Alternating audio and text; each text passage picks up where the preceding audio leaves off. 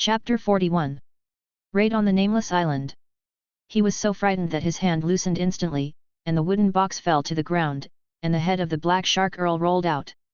The pirate captains standing behind Todd also changed their faces suddenly, and fear and shock spread across their faces.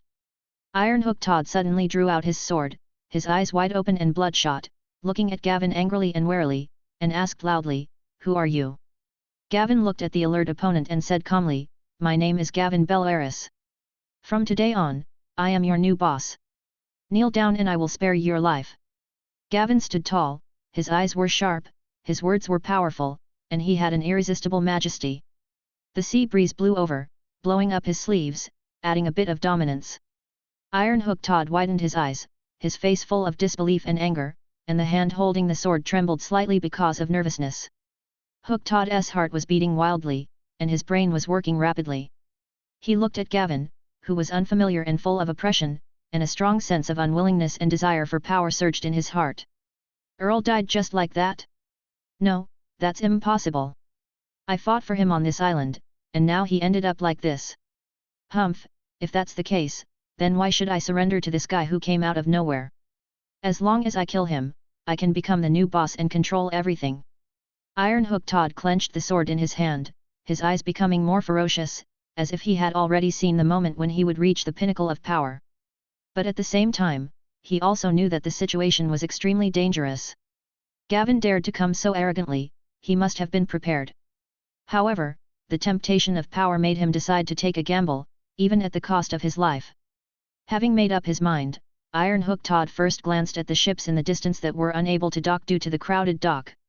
He saw that they had lowered their small boats and were slowly approaching the shore, so they would not be able to reach the shore for a while. He looked at Gavin, who had only about 30 people in front of him. At this time, he had nearly 100 pirates at the dock.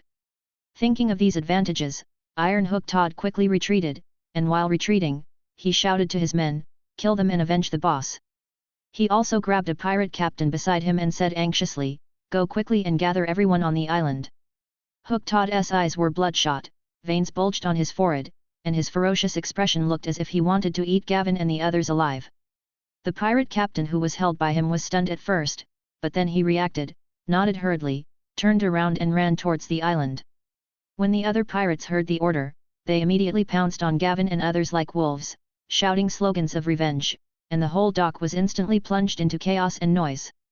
When the pirates attacked with their fangs bared, Gavin stood steady as a rock, not moving an inch, while the Blood Dragon guards behind him rushed out like lightning in an instant. The Blood Dragon guards' movements were uniform, cold and efficient. The weapons in their hands mercilessly slashed across the pirates' bodies, and each attack was powerful. As soon as they made contact, the pirates were instantly defeated like fragile straws, with cries and sounds of falling to the ground one after another. At this moment, hundreds of soldiers rushed down from the sailing warship behind Gavin, holding sharp blades and shouting as they rushed forward. In an instant, the battle became more chaotic, and the shouts of killing were deafening. Hook Todd had retreated to the rear of the battlefield. His face was pale, but he kept roaring, "Hold on! Reinforcements will be here soon." However, his shouts did not have much effect, and the pirates' defeat could no longer be stopped. At this time, the pirate camp close to the dock was also in turmoil, and many pirates rushed out with weapons. Under the command of Hook Todd, they joined the battle like a tide. As the boat gradually approached the shore, the people on the boat also rushed up with sharp blades. The Blood Dragon guards were still very brave, as if they were in an empty space, and wherever they went, there were screams and blood of the enemy. At this point, the balance of victory and defeat in the war had already tilted towards Gavin. Under the fierce attack of the Blood Dragon guards and the powerful impact of the subsequent reinforcements, the pirates were caught by surprise again, and their resistance became increasingly weak. Soon, the battle ended with Gavin's overwhelming victory. On the battlefield, the pirates fell to the ground in all directions, and their blood dyed the dock red. Gavin stood in the midst of the ruin, his eyes determined. He knew that this was just the beginning of his road to domination. Two Blood Dragon guards twisted the arm of Ironhook Todd and lifted him in front of Gavin. Hassan, who was standing in front, loudly ordered all the surrendered pirates to raise their heads. At this moment, the sword in Gavin's hand suddenly burst into flames, and the firelight illuminated his cold face, making him look even more majestic. Then, he swung his sword down without hesitation, and the swift force of the sword instantly split the iron hook taut into two. Blood spurted out, staining the ground beneath his feet red. This bloody and cruel scene made everyone present gasp, and deep fear hung over the hearts of every pirate like a haze. Gavin's magical flaming sword and tough and bloody methods made all the surrendering pirates silent. Their legs went soft and they fell to the ground one after another. Their bodies trembled uncontrollably, their heads buried deep in their chests, not daring to raise them at all. Gavin's eyes were as sharp as torches as he glanced coldly at the kneeling pirates and said in a stern voice, "From now on, I am your master. Whoever dares to disobey will suffer this to be the end." His words echoed on the empty dock like an imperial decree that could not be disobeyed, filling the pirates' hearts with awe and obedience. After cleaning up the battlefield, Gavin ordered all the prisoners to be taken on board, and took all the ships on the island, and sailed towards Shipwreck Bay in a mighty manner. In the captain's room, Gavin was listening to Hassan's report. Hassan bowed slightly and said, "We captured more than 300 pirates this time, and the spoils were quite rich, about 2 gold royals worth of property, food and weapons, enough to fill 3 long ships. We lost 3 people, 50 were seriously injured, and we didn't have time to count the slightly injured." Gavin sat on the chair, tapping the table with his fingers, his eyes deep, as if thinking about the next plan. Outside the window, the sea breeze blew and the sails swelled. Gavin stood up and walked to the window, looking at the endless sea. "Do you have any suggestions for the next target?" Hassan straightened up, thought for a moment and said, "My lord, in my opinion, we can aim at the Bloodstone Island in the east. The terrain there is complex, easy to defend and difficult to attack, and it has always been coveted by many forces. In addition, in the entire Stepstone archipelago, only Bloodstone Island and Grey Gallows Island have a large population. If we can capture them, we can not only expand our army, but also use their unique terrain to resist possible threats from all sides." Chapter 42. Target Bloodstone Island. Gavin frowned slightly and said slowly, "Bloodstone Island is a good choice, but there are the most pirates there. A strong attack may result in heavy losses, or even failure. I am worried that the pirates I recruited may turn against us. After all, the time is too short." Hassan continued, "Sir, the news of the death of Black Shark Earl has not spread yet. We are still flying his flag and can bypass the most difficult defense measures. As long as we reach the island, the enemy's advantage of having ships will be abolished. And your Blood Dragon Guard can be used as a supervisory team. The soldiers have seen the power of the Blood Dragon Guard and will not dare to defect out of fear." Gavin was quite worried about whether to take the opportunity to seize Bloodstone Island. There were more than 2,000 pirates on the entire Bloodstone Island. It would be too difficult to capture it with the 800 or so pirates he had, and nearly half of them were his captives. This island was different from Shipwreck Bay, with more ships coming and going. The news of the pirates being attacked might be discovered tomorrow. "Do you want to take a gamble?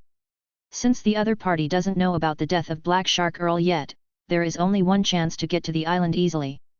Gavin made up his mind quickly. He said in a deep voice, "We just wiped out the pirates on that island. The news will soon spread among the Stone Steps Islands. Rather than waiting until Bloodstone Island is well prepared, we might as well find a way to take it down now." Hassan admired us and agreed, "Your Excellency is right.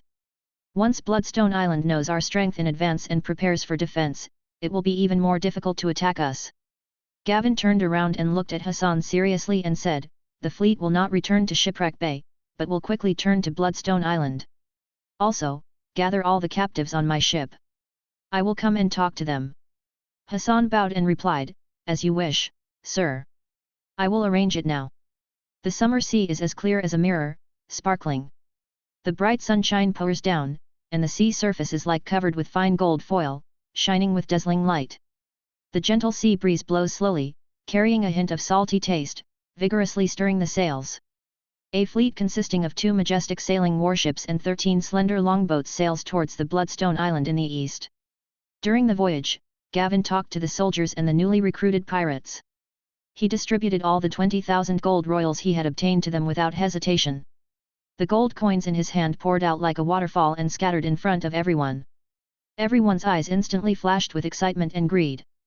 Gavin puffed out his chest and promised loudly, "After this battle, there will be more generous rewards depending on the number of enemies killed."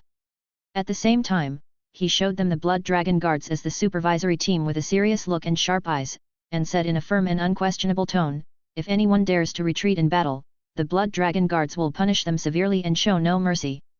In fact, Gavin was also helpless. The morale of the team he had just incorporated was still unstable, and there were also these pirates who had just been subdued. Now he has to rely on them to attack a large island firmly occupied by more than 2,000 pirates. In this situation where the enemy's military strength is far greater than ours, he can only use the huge temptation of money and the deep fear brought by the Blood Dragon Guards to control them and drive them to fight bravely on the cruel battlefield. Gavin's fleet hoisted the flag of the Black Shark Earl and slowly sailed towards Bloodstone Island in the summer breeze. From a distance, the flag fluttered in the wind, as if announcing some kind of irresistible authority. As the fleet gradually approached Bloodstone Island, the sentries on the island did not notice anything unusual at first. After all, the flag of the Black Shark Earl was enough to deter in this sea area. When the fleet successfully passed the island's defense line, the port gradually appeared clearly in front of them. People on the dock were busy shuttling back and forth, unaware of the impending danger. Gavin stood at the bow, staring ahead with a stern gaze, secretly thinking about his next move. The warship Gavin was on slowly approached the port, and the hull collided lightly with the dock, making a dull sound. The sailors quickly dropped the anchor chain and secured the ship. Gavin and Hassan slowly disembarked with the Blood Dragon Guards. It would take time for the entire fleet to dock. When Hassan saw the pirates coming to greet him, he immediately walked over with a big smile on his face and chatted with them enthusiastically, telling them interesting stories about the sea and endless gossip to delay time. Gavin's soldiers and pirates took this opportunity to quietly gather at the dock. They moved swiftly and quietly, their faces tense and focused, their hands tightly grasped with weapons, ready to fight at any time. As more and more ships docked at the port, Gavin stood at the bow, calmly observing everything around him, silently estimating the time in his mind. Finally, the large group of people successfully set foot on the land of Bloodstone Island. However, the pirates on the island did not notice anything unusual and continued to be busy. It was not until they found that the group of people were carrying weapons, had strange expressions, and were acting aggressively that they woke up and realized that the situation was not good. But at this moment, Gavin's army was ready for a full-scale attack, and a fierce battle was about to break out. Following Gavin's order, his soldiers rushed down the mountain like a tiger, quickly occupied the entire port with thunderous force, and firmly controlled other ships that stayed in the port. Their movements were as swift as lightning, and their shouts of killing instantly broke through the sky, deafening the ears. The people at the port who were originally leisurely and contented were stunned by this sudden and fierce attack, and fled in panic. Gavin led the charge, brandishing his sharp sword. As the sword flashed, the enemies fell down one after another with screams. The Blood Dragon Guards followed closely behind him, forming an indestructible steel defense line, advancing steadily forward. The battle at the port was extremely fierce and brutal, with blood spurting out like a fountain, staining every inch of the ground underfoot. However, Gavin's army quickly gained an overwhelming advantage with its unexpected and fierce attacks and extremely powerful combat power. After controlling the port, Gavin did not act rashly. Bloodstone Island is the largest island in the Stone Steppes archipelago. The Bloodstone town on the island has tall and solid walls. A rash attack would inevitably result in heavy losses. Gavin decided to hold the port and lure the pirates in the city to attack, so as to maximize his own advantages. Gavin arranged the defensive fortifications quickly and methodically. With a serious look on his face, he loudly directed the soldiers to take their positions. Aim all the crossbows on the ships at the shore and be ready to fire at any time. Gavin ordered Hassan.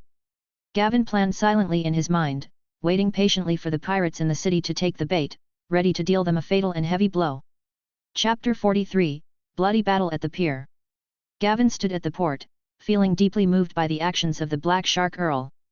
He couldn't help but think to himself, he was able to safely place most of his strength on Bloodstone Island and instead ran back to Shipwreck Bay to supervise the construction of ships, without worrying about the rebellion of those fickle pirates.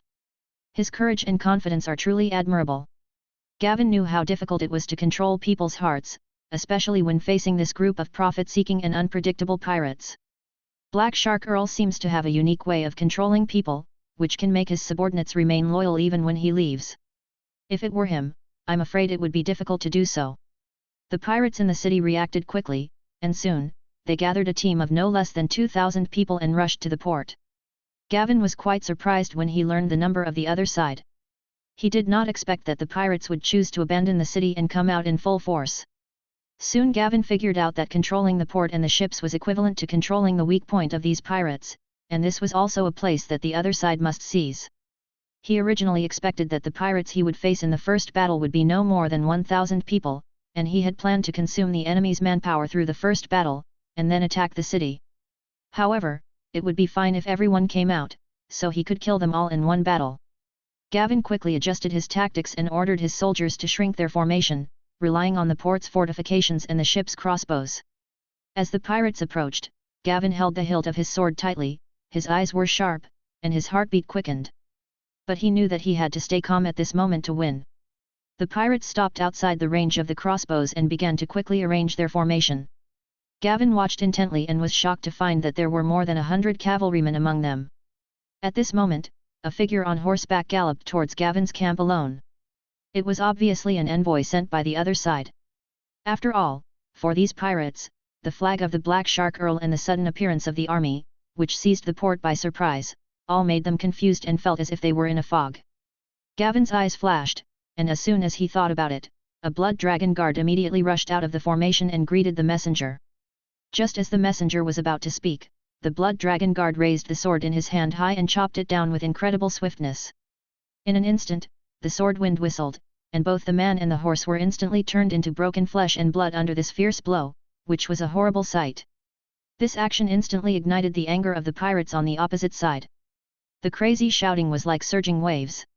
Even from such a long distance, Gavin could hear it clearly. The pirates quickly pressed towards the port like a surging tide.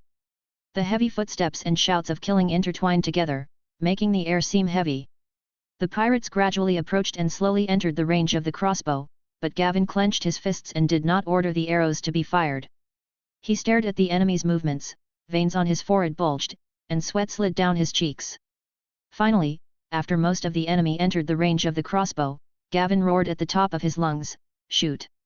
In an instant, the crossbows on the ships docked at the port fired in unison. The crossbow was incredibly powerful, and the huge crossbow arrows shot out with a whistling sound. A crossbow arrow instantly pierced through the bodies of several people, creating several empty gaps in front of the enemy camp, with blood splattering and broken limbs flying everywhere. Some pirates were so frightened by this horrific scene that their faces turned pale and their legs went weak, but some pirates were even more crazy, with bloodshot eyes, and suddenly jumped out of the formation, rushing towards Gavin desperately.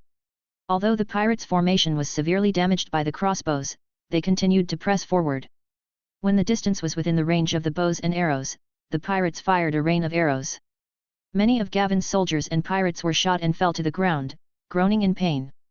At the same time, the enemy cavalry launched a charge, heading straight for the right side of Gavin's formation. Gavin's eyes were red, and he roared, "Form a formation, hold on. Anyone who dares to retreat will be killed immediately by the Blood Dragon Guards." After that, the 20 Blood Dragon Guards who had been prepared in advance as the supervisory team drew their swords together, and the cold swords flashed in the sun. Finally, before the enemy cavalry reached the formation, the crossbows on the ship fired a second round. The huge impact and sharp arrows caused great damage to the cavalry, and their charge had to stop. Seeing this, Gavin raised his sword and shouted, "Everyone, charge!" The soldiers roared and rushed towards the enemy like wild horses, and the two sides fought together in an instant. Gavin and the rest of the Blood Dragon Guards did not charge, but held a longbow and calmly observed the battlefield from a distance. When he found that a pirate on the other side was very brave and broke through his formation, he quickly drew his bow and arrow, and the bowstring made a bang sound, and the sharp arrow whizzed out, killing the enemy with one arrow. When he found that the formation in a certain position was about to be captured by the enemy, he would shoot a flaming arrow. The flaming arrow would explode the moment it hit the enemy, and the huge impact force would blow the surrounding enemies into a bloody mess. As the battle became more and more stalemate, the strong pressure made some soldiers and pirates unable to help but retreat. The Blood Dragon Guards swung their swords without hesitation, and blood spurted out. The threat and fear brought by the blood forced the soldiers to continue fighting the enemy desperately. Both sides were bloodthirsty, soldiers and pirates were screaming, people fell down every moment, blood dyed the ground red. However, the enemy relied on the advantage of numbers and continued to pour in, forming a semi-encirclement of Gavin's army. At this time, several people on horseback came from behind the enemy pirate formation. Seeing several people on horseback at the back of the enemy battlefield, Gavin concluded that there must be a pirate commander among them.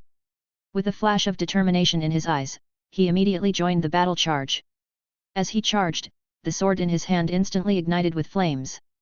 The master-level flame blade could allow the long sword to continue to carry magical flames for an hour, enough to sustain the entire battle. The blood dragon guards behind him quickly surpassed Gavin. They were like emotionless killing machines, rushing into the battlefield. For a moment, blood and flesh flew everywhere. Under the effect of the flame blade, Gavin's flame sword could cut through the enemy with one sword, regardless of whether the enemy had armor or not. All obstacles were like thin paper. The blood dragon guards were even more unstoppable. Countless attacks from the enemy fell on them, but they could not stop them at all. They were made of corpses, and they did not feel pain or tiredness. Under the powerful impact of the blood dragon guards, Gavin and his entourage were about to break through the enemy's formation. At this time, the enemy commander's position had entered the range of Gavin's flaming arrows. He immediately took the longbow handed over by the blood dragon guards next to him, aimed, and shot a flaming arrow. With a loud explosion, the horsemen were instantly blown into pieces, and the battlefield fell silent. Chapter 44. Boreas. The huge explosion attracted the attention of the pirates. The death of their leader made them panic in an instant, but the two sides on the front line were already bloodthirsty and the battle continued. The blood dragon guards who were in charge of supervising the battle team behind him also immediately rushed out to join the battlefield. Gavin, who had broken through the formation, immediately launched an attack on the pirate team on the left from behind. As the formation was attacked from behind, coupled with the bravery of the blood dragon guards and Gavin's miraculous firepower, the pirates' already shaken morale completely collapsed. Some pirates began to flee the battlefield, and the dense formation gradually began to loosen. With a wave of crossbow arrows, the entire pirate team fell into rout. Gavin immediately commanded everyone to start the pursuit, all the way to the Bloodstone town. The pirates, who were trying to escape, rushed to the city gate like a tide, pushing and shoving each other in panic, and kept passing through the city gate. For a while, the town gate could not be closed at all, and the scene was in chaos. Taking advantage of this opportunity, the blood dragon guards charged forward like wild beasts out of their cages, charging at all costs. They were agile and swift, charging towards the town gate with the force of thunder. Under the powerful impact of the blood dragon guards, the pirates at the city gate were instantly defeated and fled in all directions. The blood dragon guards successfully seized the town gate, and Gavin's army following closely behind them was greatly boosted in morale. Their shouts of killing shook the sky, and they attacked the city like a raging torrent. The streets of the city fell into chaos, and Gavin's soldiers engaged in fierce street fighting with the remaining pirates. Swords gleamed and blood splattered, and every corner was filled with tension and blood. The battle lasted until dusk, and the sounds of fighting in the city gradually disappeared. Gavin sat in front of the city lord's mansion, watching the pirate captives being brought to the square, silently waiting for the battle to end completely. The afterglow of the setting sun dyed the sky orange-red, and gave the entire square a hazy blood-red color. Gavin's figure was stretched out, his frown still not relaxed, his eyes revealing thought and worry. Finally, Hassan hurried over, bowed, and reported solemnly, "Sir, the battle is over. We suffered heavy casualties, but fortunately we have successfully occupied Bloodstone Island." Gavin nodded slightly and said in a deep voice, "First, properly arrange for the wounded, keep a close watch on the prisoners, and count the specific casualties." In the evening, Hassan returned again, "Sir, we have 376 casualties and 1,124 captured pirates. We haven't had time to count the seized supplies, but there are 25 longships and 5 sailing warships in the port." Gavin took a deep breath and looked around at the captives in the square. "Give the surviving soldiers money as agreed before, and also search for all the officials and people in charge in the city and bring them to me. Speaking of officials, a man who claimed to be the tax officer of Bloodstone Island just found me and wanted to see you. I told him to wait on the grounds that the war has not yet ended. I will go and bring him here now," Hassan reported. Gavin nodded, "Go ahead, if you are not a pirate, be polite." Hassan immediately responded, "Yes, sir." After a while, Gavin met the tax collector, who was about 40 years old and short. His long life by the sea had given him dark and shiny skin, and he exuded a simple temperament that blended with the sea. After seeing Gavin, the tax collector bowed and said, "Hello, sir. My name is Boris, and I used to be the tax collector of Bloodstone Island. Gavin seemed to be thinking about something. Hassan said you came to see me on your own initiative. What do you want? Boris raised his head slightly. Sir, it's not my personal business. Many Icelanders want me to ask you about your arrangements for taxation on the island. Half a month ago, the Icelanders paid this year's taxes. We would like to ask for your mercy and hope to delay the collection of taxes for a while. Gavin looked at him with suspicion in his eyes. Boris, aren't you a pirate? Boris waved his hand hastily. My lord, I am definitely not a pirate. I have always been responsible for collecting taxes on this island. Gavin frowned. Then why would pirates hand over such an important task as collecting taxes to outsiders? Boris took a deep breath and said, Sir, the biggest benefit of taking Bloodstone Island has always been the tolls from the nearby trade routes. The output of the island itself is not important. As long as it can be controlled and no trouble occurs, it will be fine. So no matter who rules here, they will appoint local Icelanders as officials, so that they can better control Bloodstone Island. That's why I was appointed as the tax officer. Gavin nodded slightly and asked, how many people are there on the island? Boris replied, there are more than 20,000 people on Bloodstone Island, about 30% of them are fishermen, and the rest make a living by farming. Gavin crossed his arms and said, what about taxation during the pirate rule? Boris answered cautiously, Sir, it was better when the Thorn family was here. They only wanted some of our harvest. After the arrival of the Black Shark Earl, taxes were only collected in money, not food. The Icelanders had to exchange food for money to pay taxes, and the previous severance of trade caused the Icelanders to suffer terribly. Gavin was silent for a moment. I can collect taxes according to the way the Thorn family collects taxes. As for delaying the tax, that's fine. Now that I control this island, you are all my subjects. I will take proper care of you, and you must obey my rule accordingly. Boris said affirmatively, thank you for your kindness, sir. I'm sure the Icelanders will support you when they know about this. Gavin thought for a moment and said, okay, I need your assistance with some matters. I will now appoint you as the Deputy Director of Bloodstone Island, responsible for managing the production and taxation of the Icelanders. As for your superior Hassan, I believe you have already met him. Boris bowed and said, of course, please rest assured, sir. I will do my best. Gavin waved his hand, go down and do your job well. Boris saluted again, yes, sir, I will take my leave. After Boris left, Hassan, who was standing nearby, stepped forward and reported, Sir, I asked some captives. The management of Bloodstone Town is very chaotic.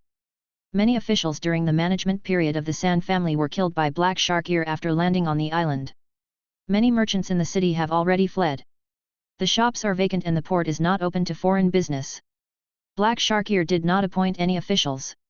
He only left a few pirate managers. Many of them died in the previous battle, and the rest were captured. Gavin nodded. You heard what I said just now. From today on, you are the supervisor of Bloodstone Island. First, you need to improve the law and order on the island to prevent the remnants of pirates from causing chaos. Block the port and no ship is allowed to leave. Rest for a few days and sort out the pirate captives. Execute all pirate captains and stewards and above. Gather the remaining pirates tomorrow and I will personally recruit them. After we take down the last pirate group, we can consider opening up business. Hassan bowed and said, yes, sir. I will do it now. Chapter 45. Hassan the Messenger. At this time, night fell quietly, and stars twinkled in the sky. Gavin looked at this strange and bloody town, knowing that this was just the beginning of a long journey. The Stepstones are a chain of islands in the narrow sea, stretching from eastern Dorne to the disputed lands. Bloodstone is located in the north, and Grey Gallows Island is to the south. Bloodstone is the largest island in the Stepstones. It was once the focus of contention among the various factions. Countless battles have taken place here, and the blood of the warriors has dyed this land red, giving it the name Bloodstone. It is like a dark cursed gem, inlaid in the turbulent sea. The island is rocky and the steep cliffs are towering into the sky, as if it is the masterpiece of an ancient giant. The waves beat the reefs on the shore mercilessly, splashing white foam and making a deafening roar. Bloodstone Town is full of rugged atmosphere. The architectural style here is relatively simple, mostly built of solid stone to resist the sea breeze and possible invasion. The streets of the town are narrow and winding, and the houses on both sides are scattered. Some houses may have gone through the baptism of time, and the walls are covered with moss or vines, adding a sense of vicissitudes. After a brief rest, Gavin used the same strategy to successfully take over the last remaining pirate force of Black Shark Earl. The other side was unaware of the change of ownership of Bloodstone Island and the death of Black Shark Earl, which led to Gavin's overwhelming victory and captured nearly 1,000 pirates in one fell swoop. Fortunately, none of the battles took place at sea, which allowed Gavin to successfully and completely control the Black Shark Earl. The remaining deterrent force was enough to traverse the entire Stone Islands, a total of nearly 70 warships, although Gavin could only operate less than half of the ships with his current manpower. At this point, the actual control of the entire Stone Archipelago has fallen into Gavin's hands. 2 months later, Gavin led a team of Blood Dragon guards to patrol the streets of Bloodstone Town. He was very happy to see that Bloodstone Town was gradually becoming lively. He originally planned to travel to the continent of Essos, and take advantage of the wars in several city-states to successfully obtain the Blood Dragon Guards. If the Blood Dragon Guards were strong enough, he would explore the Dragon Cave of the Belleris family. However, he did not expect that an accident would allow him to successfully obtain the Stone Steppes archipelago. After completely controlling this sea area, Gavin called Boris and produced the products that he had not dared to produce before, and asked him to lead the Icelanders to expand production. At the same time, he took out a large number of gold dragons to build roads on the island and reclaim more farmland. At the same time, he released the news of the death of the Black Shark Earl, took the initiative to withdraw from the area of conflict with the Dornish, promised not to attack merchant ships passing by, and cracked down on nearby pirates. He then acted vigorously and sent envoys to Dorne and the Kingdom of the Three Daughters to discuss the restoration of trade routes and to collect tolls according to the traditional plan. At the same time, Gavin sent his confidant Hassan to Highgarden with a letter to try his best to obtain the legal basis for seizing the Stepstone Islands. According to the time calculation, most of the messengers sent by Gavin should have arrived at their destination. At this moment, the name Gavin Belleris resounded across both sides of the strait, prominently displayed in front of all major forces, and attracted attention from all parties. Hassan stood at the foot of Highgarden Castle, his slightly tired body casting a long shadow in the morning sun. He had been sleeping in the open air and running day and night just to get to the magnificent Highgarden Castle as soon as possible. His clothes were stained with dust, his hair was messy, his face was full of fatigue from running around, but his eyes were filled with determination. After a long and arduous journey, Hassan finally arrived at his destination this morning. He couldn't wait to deliver the extremely important letter to the castle owner. After handing over the message, Hassan waited quietly outside the castle, with a little trepidation in his heart.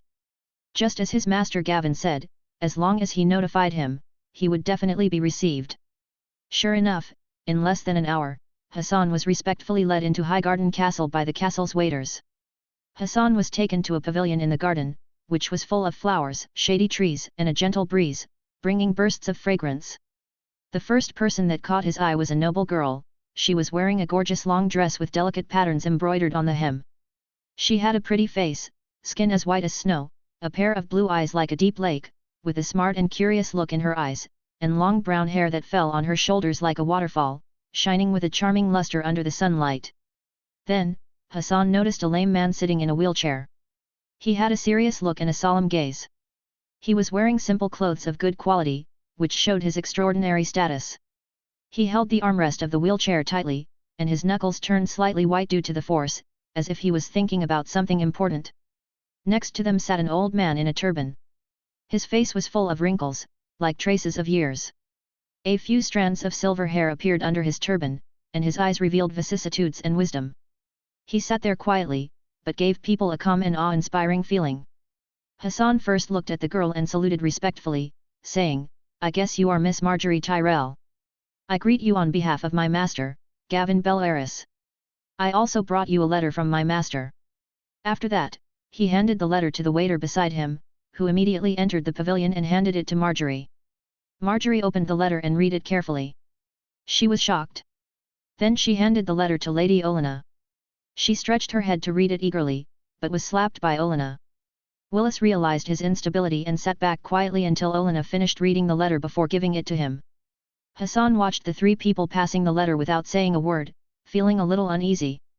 He glanced at their expressions from time to time, trying to catch a clue from them and guess whether the master's request could be fulfilled. At this time, in the pavilion, except for the occasional bird song, the atmosphere seemed particularly solemn, and Hassan felt that every second of waiting was extremely long. Willis was about to speak after reading the letter, but was stopped by Olena's eyes. Olena first looked at Hassan and said slowly, "You must be exhausted after the long journey. Go downstairs and have something to eat and rest.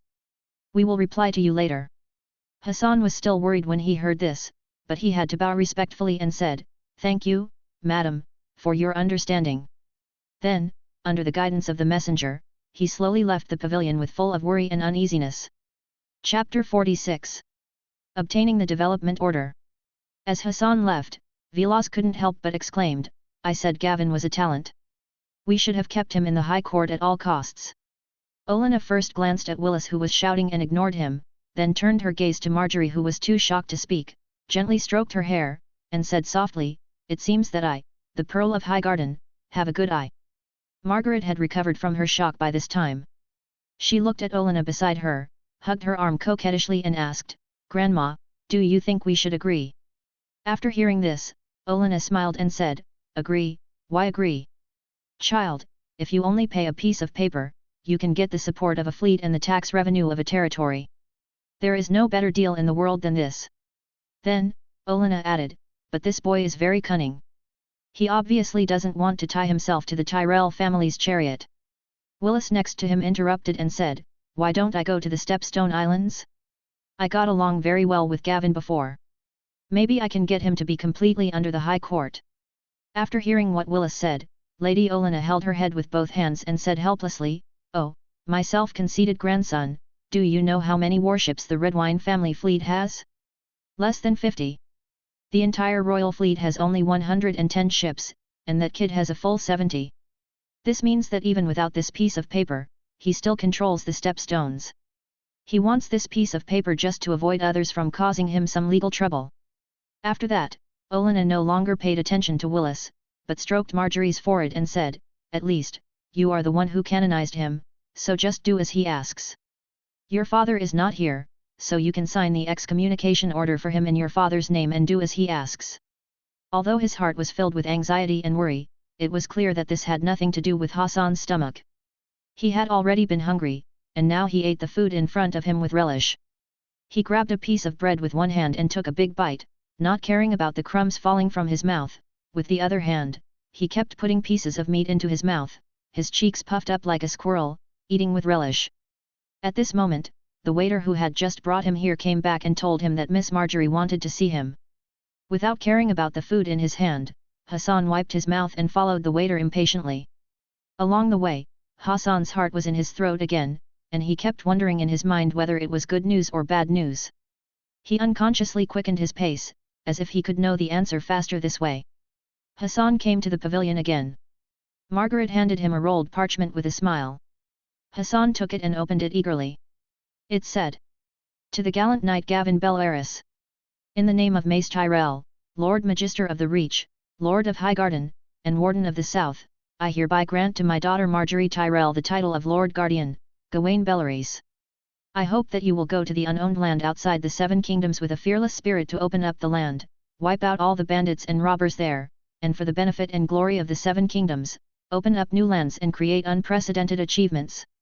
After the expansion, you only need to fulfill your duty to protect my daughter Marjorie Tyrell. But you need to pay taxes to the High Court regularly. The territories acquired after the development will become the hereditary territory of the Belleris family, passed down forever to their descendants, from generation to generation. Once this order is issued, it will serve as an ironclad proof, and everyone should obey it." Hassan looked at the parchment in his hand with great excitement. When he saw the date was more than 3 months ago, he was even more excited. With this piece of paper, all the actions of the owner were in compliance with the laws of Westeros, and at least there would be less trouble from Dorne. Hassan carefully rolled up the paper and tied it up, then took out a round bamboo tube specially used to hold it and put it carefully inside. After seeing Hassan put away his things, Margaret asked Hassan again, "Can you tell me what happened when Gavin arrived at the Stepstone Islands? How did you two meet?" After hearing Marjorie's question, Hassan said hastily, "Yes, of course, miss. When I first met the master, it was in Old Town. At that time, he was on my ship, planning to travel to Essos." Hassan then told her what happened after he met Gavin.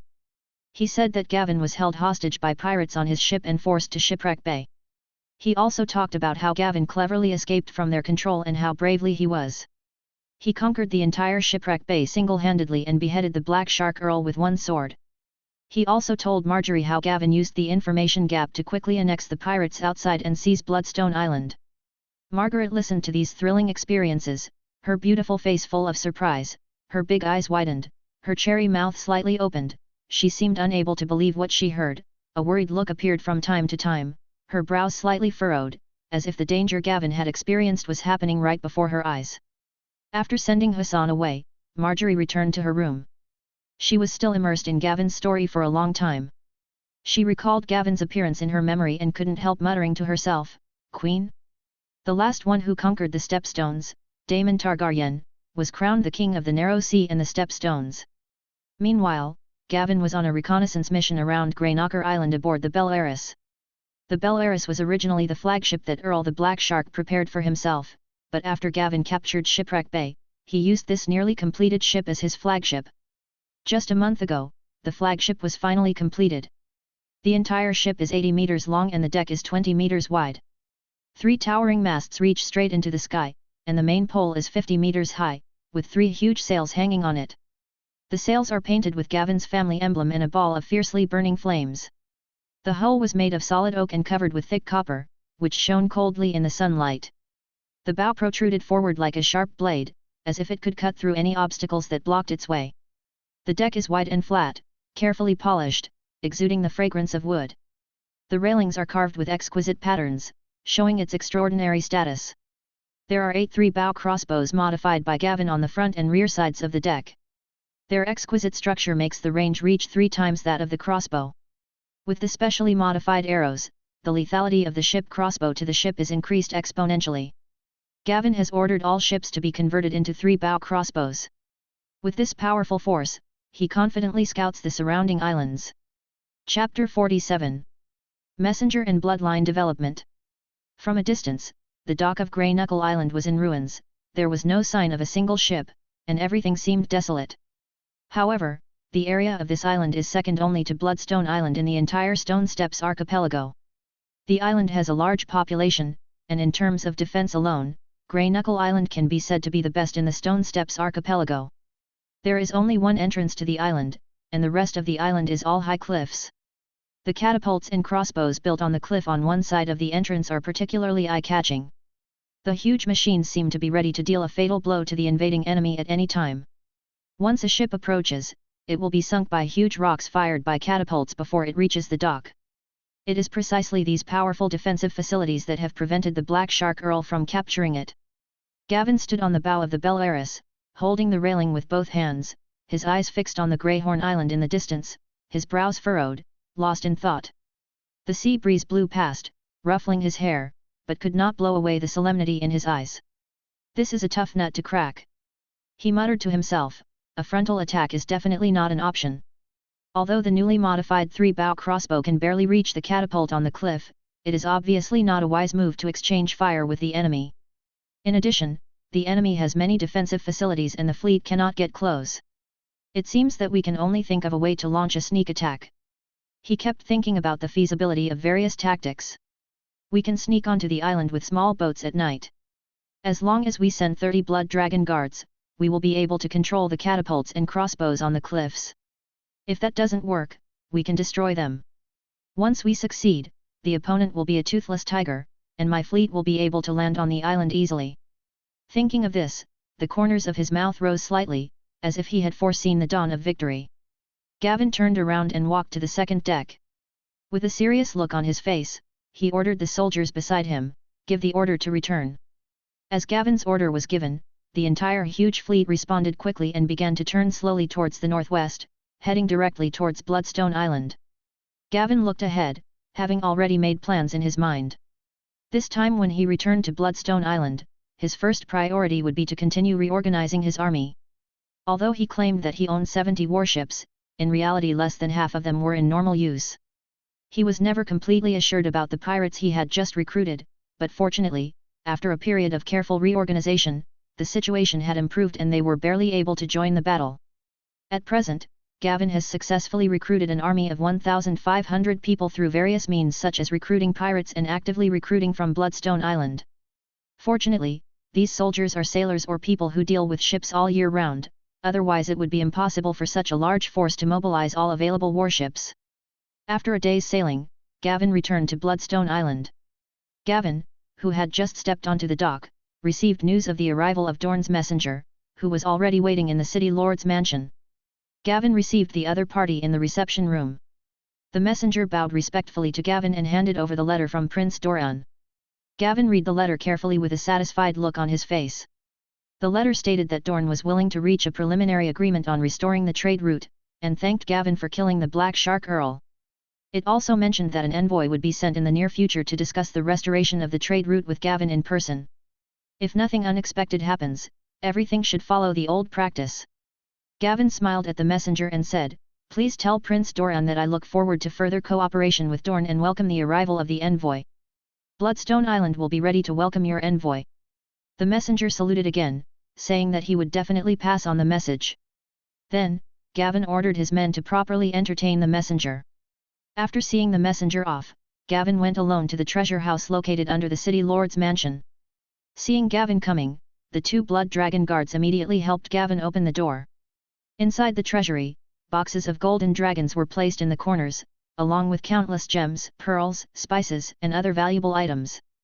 Gavin had counted it before, and together with the previous spoils and what he owned, the entire Bloodstone Island currently had as many as 30 gold dragons stored, not counting the jewelry and handicrafts placed aside. Gavin did not look at these things, but walked towards the depths of the treasury. A huge, complete dragon skeleton was neatly placed inside, and next to it were 3 boxes of miscellaneous dragon bone craft products.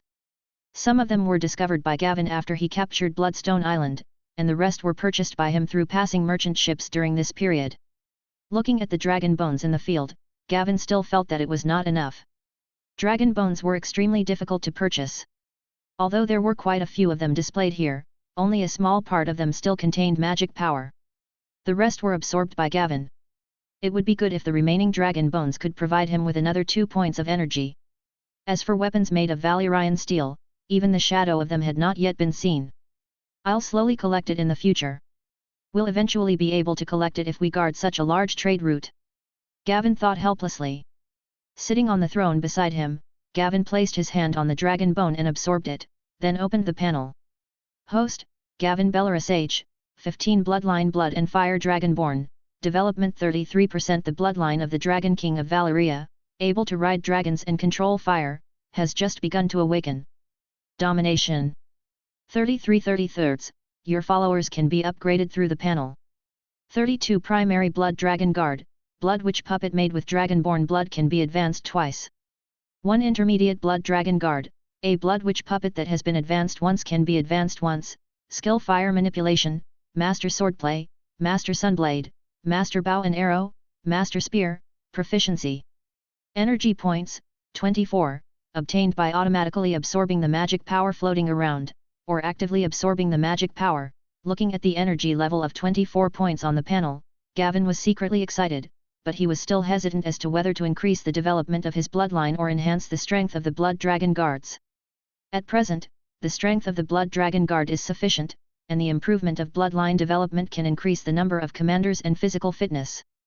Considering that he will go to explore the Dragon Cave of Bellerus in the future, Gavin decided to develop his bloodline first, and then improve the strength of the Blood Dragon Guard when he has sufficient energy points. Gavin then added all his energy points to the development of his bloodline. As the development progressed, he felt that his physical fitness became stronger, and he even became more adept at controlling fire. It was not until Gavin raised his bloodline development to 51% that he discovered a difference. After 50%, it takes 2 points to develop 1%. I wonder if it will be different when it reaches, or will the points required increase again? Thinking of this, Gavin decided to use the remaining 5 points to upgrade the Blood Dragon Guards. After all, the strength of the high-level Blood Dragon Guards had not been tested yet. Chapter 48. Advanced Blood Dragon Guard. He immediately called over his only intermediate Blood Dragon Guard and poured energy points into it. The Blood Dragon Guard instantly emitted a powerful and mysterious aura, and magical changes followed. The blood dragon guard's body expanded rapidly like a balloon, becoming increasingly larger. His originally strong muscles became more prominent, and the whole person became extremely burly. What was even more amazing was that his height continued to rise, reaching 2 meters at one point. That tall body was like an unshakable mountain, emitting a terrifying aura that made people afraid to approach. Gavin couldn't wait to look at the panel and check the introduction. Type: Blood Dragon Guar Drank, Advanced. Ability: Violent Power. Entering a violent state, the power instantly doubles. Dragon Blood Healing: activate the dragon blood power in the body to quickly heal wounds. Combat Skills: possess 70% of the master's combat skills. Hardened Skin: skin can instantly become as hard as steel, greatly enhancing physical defense capabilities. Magic Resistance: extremely high resistance to all kinds of magic attacks, reducing the damage and negative effects caused by magic. It was not until he saw the panel that Gavin realized that this upgrade actually consumed 2 energy points. However, looking at the powerful ability displayed on the panel, he felt that the consumption was worth it. Then, he couldn't wait to test the Blood Dragon Guard. Soon, the test was over, and Gavin was pleasantly surprised to find that the strength of the entire Blood Dragon Guard had improved dramatically. When it unleashes its violent strength and hardened skin, it is like a brave, unrivaled metal tank, charging forward with the force of thunder and lightning, extremely powerful. Then, Gavin used magic flames to conduct further tests on him, and found that the Blood Dragon Guard not only had a very high resistance to blazing flames, but its self-healing ability was also far better than before and had been greatly improved. Even if it was completely enveloped by extremely hot flames, the Blood Dragon Guard could recover in an instant. Seeing that there were still 3 points of energy left on the panel, which was enough to upgrade a high-level Blood Dragon Guard, Gavin immediately selected a Blood Dragon Guard and upgraded him, then looked intently at the panel at the moment. Host: Gavin Bellaris. Age: 15. Bloodline: Blood and Fire Dragonborn, 51% developed the bloodline of the Dragon King of Valeria, able to ride dragons and control fire, has completed initial awakening. Domination: 33/51. Your followers can be upgraded through the panel. 31 Primary Blood Dragon Guard, Blood Witch Puppet made with Dragonborn blood can be advanced twice. 2 Advanced Blood Dragon Guard, cannot be upgraded. Skill: Fire Manipulation, Master Swordplay, Master Sunblade, Master Bow and Arrow, Master Spear. Proficiency: Energy Points, 0, obtained by automatically absorbing the magic power floating around, or actively absorbing the magic power. Seeing that he could add 18 more Blood Dragon Guards, Gavin planned to go to the dungeon immediately to make them. When he reorganized the group of pirates before, he deliberately detained some pirates who should have been executed, and they could come in handy now. In the evening, Gavin finally completed the creation of 2 Blood Dragon Guards. He dragged his weak body towards the City Lord's mansion. When Gavin returned to the City Lord's mansion, the guards reported that Boris, deputy director of Bloodstone Island, had been waiting for a long time. Gavin walked quickly to the reception room and saw Boris pacing in the room excitedly. "Boris, what makes you so excited?" Gavin asked in confusion. Boris hurried forward, bowed slightly, and said, "Sir, the paper has been successfully made according to your method." When Gavin heard this, a hint of surprise flashed in his eyes, and he immediately ordered, "Add more manpower immediately and increase production. We will expand the scale first, and then find a suitable opportunity to sell it." Boris quickly responded, "Yes, sir. I'll arrange it now." Then he turned and left in a hurry. After leaving the City Lord's mansion, Boris sighed in his heart. "I originally thought that this young Lord Gavin was just like the previous rulers who only collected taxes and tolls on trade routes." Unexpectedly, the ruler who came this time, Lord Gavin, not only did not exploit the island blindly, but also added various industries to the island, and was willing to share part of the profits with the Icelanders.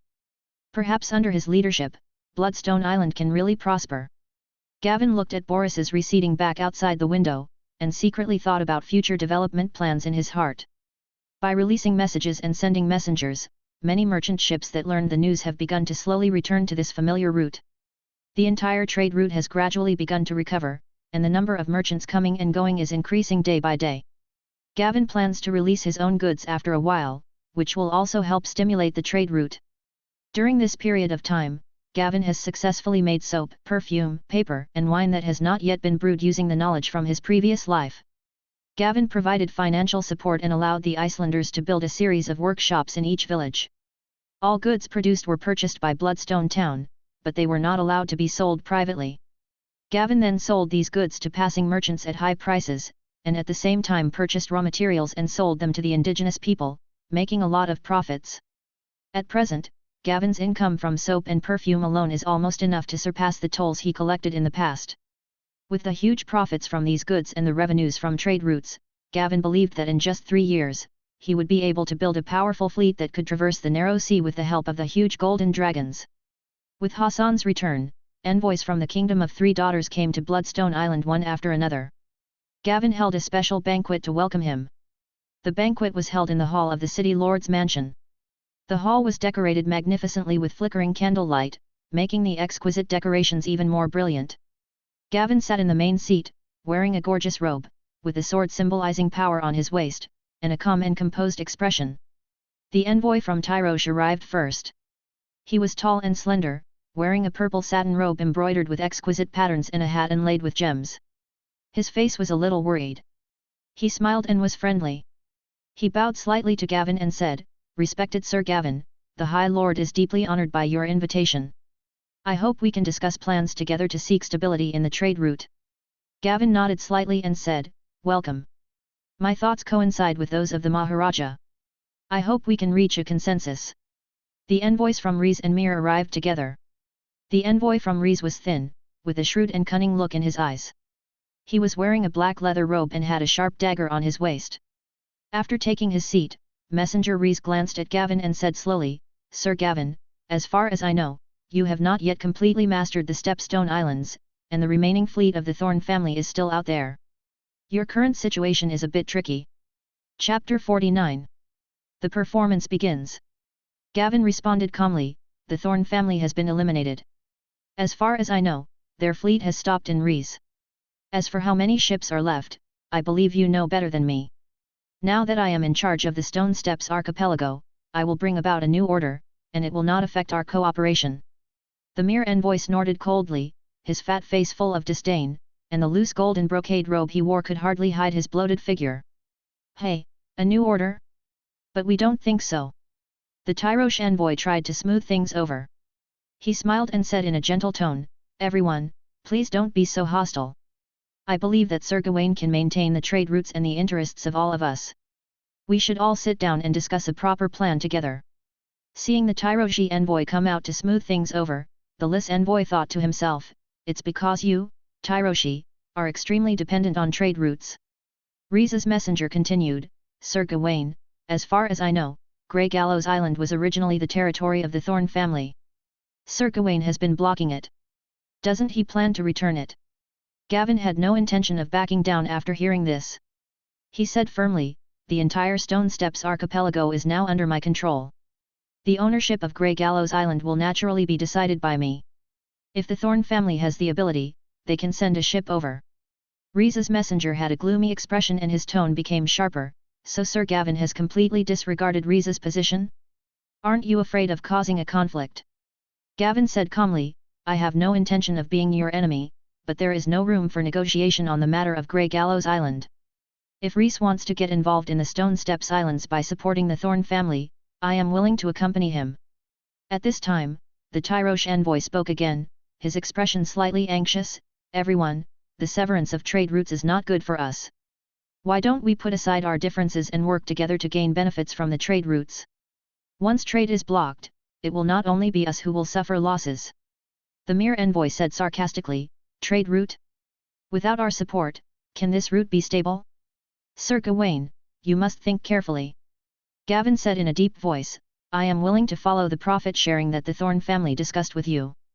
I will only charge half of the toll for any merchant ship flying the flags of Mir, Lys, or Tyrosh.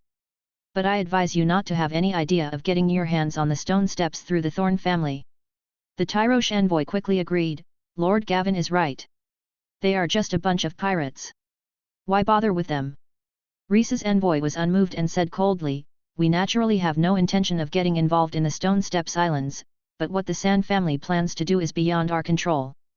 After hearing this, Gavin said calmly, "In that case, I look forward to the war with the Sun family." As the banquet ended unpleasantly, Gavin returned to the study and immediately ordered Hassan to prepare to assemble a fleet to capture Grey Gallows Island in 2 days. Hassan did not take any action after hearing this. Instead, he asked Gavin worriedly, "Sir, it seems that Reese and Mill also want to get their hands on the world archipelago. Will they send out their navy?" Gavin poured himself a glass of wine and said calmly, "Not only the two of them, but also Tyrosh. The Kingdom of the Three Daughters has always wanted to gain control of the Stepstone Islands. This is undoubtedly an opportunity for them, but they don't know if I have the Iron Throne behind me, and they are worried that if they personally participate, the scale of the war will be expanded. All we can do now is to support the Thorn family with some ships and money, and seize Grey Gallows Island in advance before these 3 envoys leave, and put an end to their idea." Hassan frowned and said, "Sir, will this action of ours completely anger them? What if they go to war with us regardless of the consequences? Then..." Gavin took a sip of wine. "They are not united internally. Tyrosh may not fully support Lys and Mir. He is too affected by the trade routes. We should take advantage of this. As long as we act quickly and seize the initiative to seize Grey Gallows Island, even if they are angry, they will have to consider the cost of retaking the island." Hassan took a deep breath and said, "I understand, sir. I'll prepare it right away."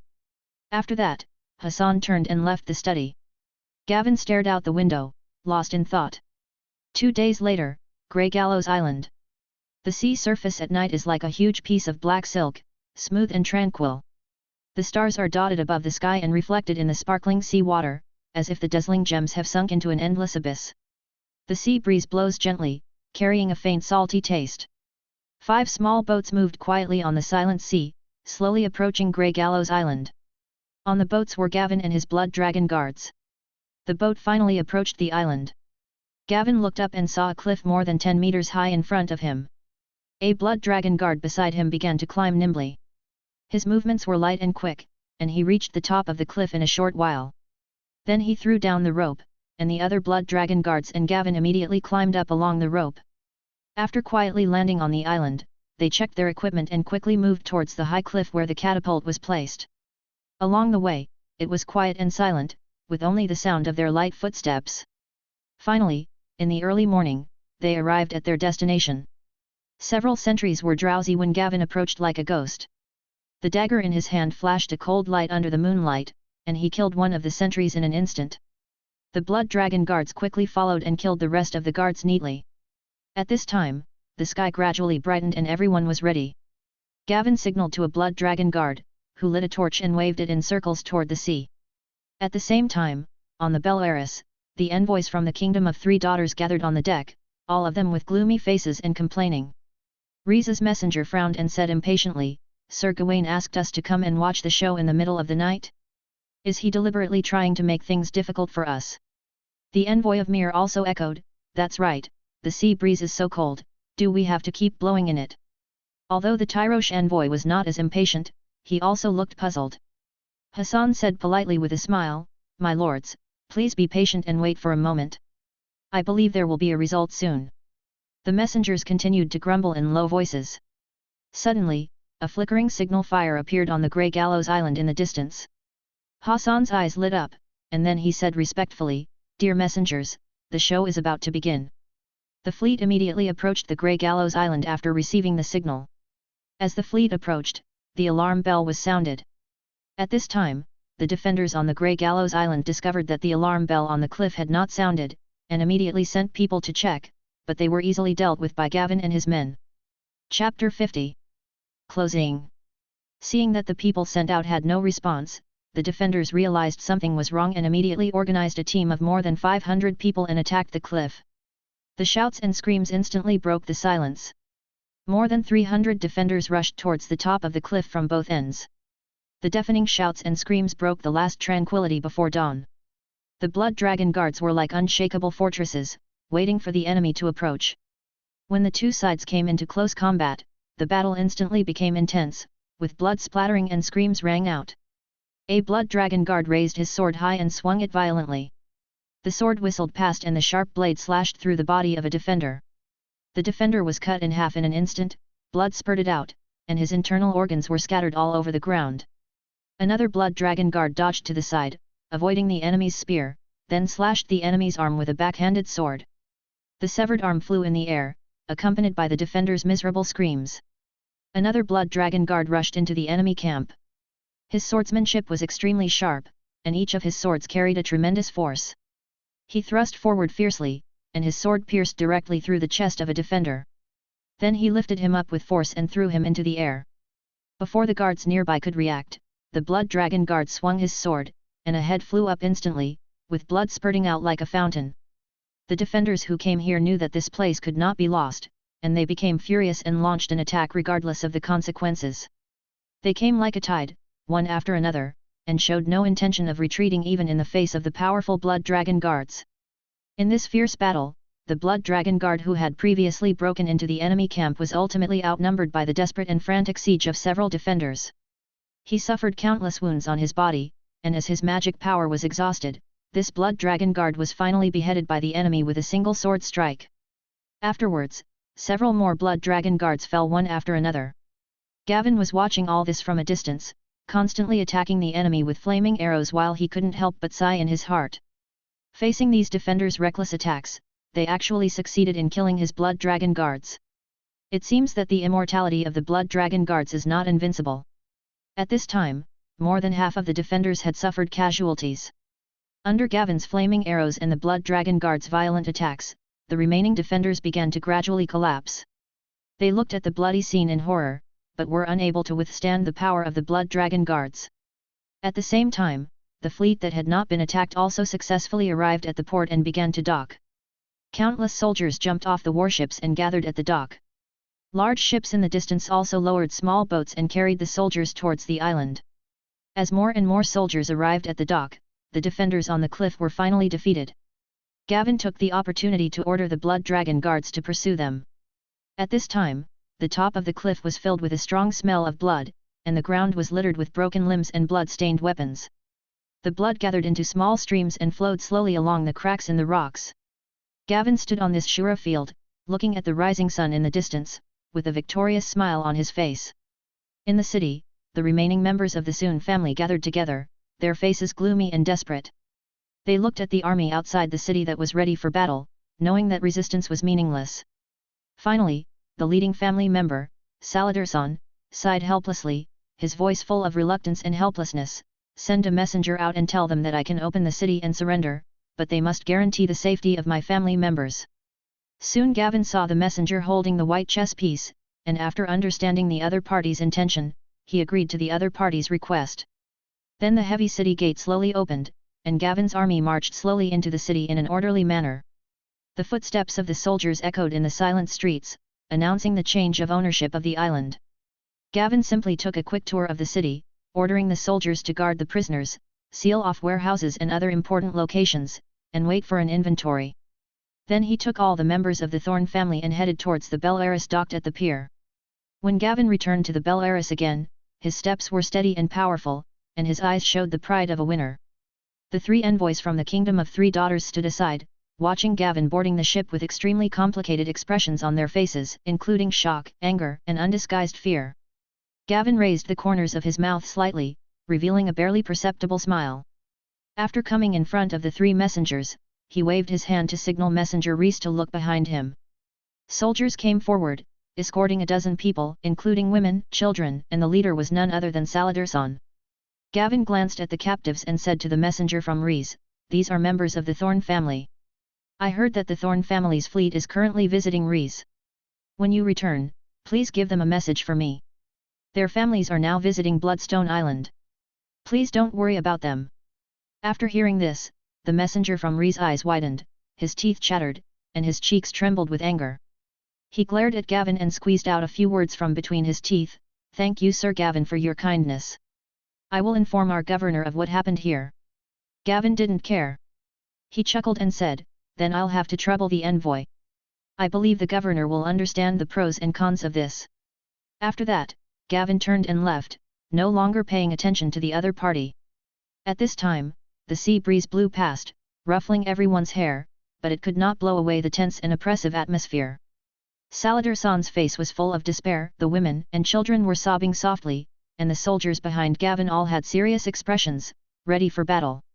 In the underground treasury, Gavin sat on the throne, touching the dragon bones and continuously absorbing magic power. He calmly watched Hassan directing the soldiers to methodically store the spoils into the treasury. His thoughts were drifting, thinking about the man he had just captured named Saladorsan. If his memory served him correctly, this man should be the pirate leader hired by Stannis in the future War of the Five Kings. Unintentionally, I have made some changes to the future.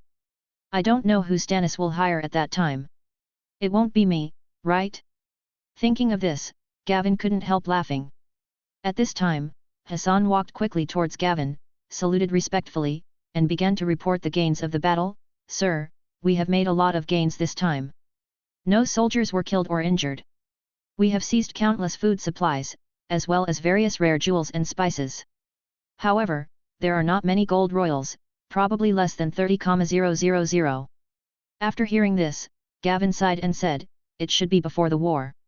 The Sun family distributed all the money to the soldiers and found them a house in Bloodstone Town. They were told not to abuse them but to keep a good look after them. No one of them was allowed to leave Bloodstone Town without my order. Hassan bowed and said, yes, sir, I will arrange it immediately when I return. Chapter 51. Littlefinger visits. As the news of Gavin's complete conquest of the Stepstones spread, merchant ships travelled more frequently. Envoys sent by Dorne also arrived at the Stepstones at this time. Compared with the Kingdom of Three Daughters, the other party's attitude was quite friendly. Gavin understood it immediately. Dorne's entire naval force was almost crippled by the Black Shark Earl and it no longer had an organized fleet. Dorne was even more eager to stop the dispute than Gavin. Under such circumstances, the two sides hit it off and the cooperation agreement was easily signed. After sending off the Dornish envoy, Gavin began a major reorganization of the entire Stepstone Islands. He appointed Hassan as the fleet commander. In fact, Gavin also understood that Hassan's ability might not be up to the task, but Gavin currently had no one available. Hassan was at least loyal enough to manage the fleet. Gavin also promoted soldiers who performed well in many battles to officers, and promoted those who had made meritorious contributions to positions such as captain and first mate. With clear rewards and punishments, his control over the army became increasingly stable. Later, Boris was appointed as the governor of Bloodstone Island. During their previous interactions, Gavin found that Boris was quite fair and worked very hard. As the people on the newly conquered Grey Gallows Island were unstable, Gavin planned to take charge personally, so he handed over the management of Bloodstone Island to him. The severe shortage of talent has made Gavin consider whether he can open a school to train his own people. As for those people who are good at management that he knows in the plot, they are now hard to find. That day, Gavin was busy discussing the opening of a school with Boris, but suddenly received news of an unexpected visitor Littlefinger Peter Baelish. According to the guards, Peter claimed that he came under the orders of the Royal Council. Gavin's face became solemn and cautious when he heard the visitor. He knew that this was an ambitious conspirator who would do anything to achieve his goals. In the future, he would use his conspiracy to stir up chaos in the whole Westeros. After thinking for a moment, he ordered someone to take him to the study for a meeting. In the study, Gavin looked at Peter in front of him. He was wearing a decent green robe and had a humble smile on his face. He was secretly alert in his heart. I have to be careful later, don't let him plot against me. Gavin's face was full of enthusiasm. He poured a glass of wine and handed it to Peter. He said, "Welcome to the Stepstones, Sir Peter. I am deeply sorry that I could not greet you in person." Peter took the cup politely with both hands and said, "Thank you for your presence, Lord Gawain. Please don't do this. I am sorry for interrupting you." Gavin sat up straight, his eyes full of admiration, and continued, "I heard that during the years you served as the tax officer in Seagull Town, you increased the tax revenue there by 10 times. For this, you have won the attention of the Prime Minister, who intends to let you serve in the Imperial Council. I really admire your extraordinary ability." Peter bowed slightly and said, "My achievements are nothing compared to your brilliant achievements in developing the Stepstones, Lord Gawain." Feeling that the business exaggeration was almost over, Gavin asked politely, "I wonder why Lord Peter came here this time." Peter said, "Lord Gawain, I have come here at the order of the council to discuss some important matters with you." Gavin thought to himself that Jonaran had the final say in the current Council of Kings, but he still responded politely, "If the Council of Kings has any instructions, I will do my best to meet them." Peter smiled and looked at Gavin. "Lord Gavin, have you ever heard of the tax collector system in the 5 major port cities of Westeros?" Hearing Peter's words, Gavin had some guesses in his mind. You know, the 5 major port cities in West Eros usually refer to King's Landing, Old Town, Lannisport, White Harbour, and Gull Town. Since these ports were extremely prosperous in commerce, after Aegon conquered West Eros, he brought the taxes of the 4 major ports except King's Landing under the direct management of the Iron Throne. Tax officials sent by the Iron Throne were responsible for collecting and managing the taxes, and then distributed a portion to the corresponding lords. As for King's Landing, it was also gradually developed in the later period of Aegon's conquest and was directly under the jurisdiction of the Iron Throne. Obviously, the huge trade taxes brought by the Stepstones attracted the attention of Jon Arryn. Gavin raised his eyebrows and said bluntly, "So Lord Peter is planning to make the Stepstone Islands follow the model of the 5 major ports? But as far as I know, according to the tradition of the 7 kingdoms, I have been issued a development order by Lord Mace Tyrell, Duke of Highgarden, and I only need to pay the taxes generated by the corresponding population and land in the territory directly to Highgarden. Lord Peter, is your intention against the tradition of the 7 kingdoms?" Peter hurriedly explained, "I personally support tradition. It was the Prime Minister's idea. Before I set out, I also advised Lord Jon, but the financial situation of the Iron Throne is quite severe, so Lord Jon did not listen." Gavin put away his smile and turned serious. "The financial problems of the Iron Throne have nothing to do with me. Taxes should be collected directly from the High Court, not from me." Peter sighed helplessly. "It is true, but Lord Jon insisted. Now everyone in the Royal Council obeys the orders of the Hand." Gavin was skeptical after hearing this. Peter did not bring any direct orders from the Council of Ministers. Apparently, his so-called Jon's insistence on doing so did not work. Thinking of this, Gavin bluntly asked, "Really? But as far as I know, the Council of Ministers is not a one-man show for Prime Minister Jon. Many things also need to be decided in meetings. Lord Peter came here only for negotiations this time and did not bring any orders from the Council of Ministers. It seems that there is still room for discussion on this matter." Peter smiled and suddenly changed the subject. "I heard that Lord Gavin is buying dragon bones at a high price." Peter's question puzzled Gavin, but he said without hesitation, "It is true." Peter couldn't help but sigh. Dragons are so powerful and mysterious.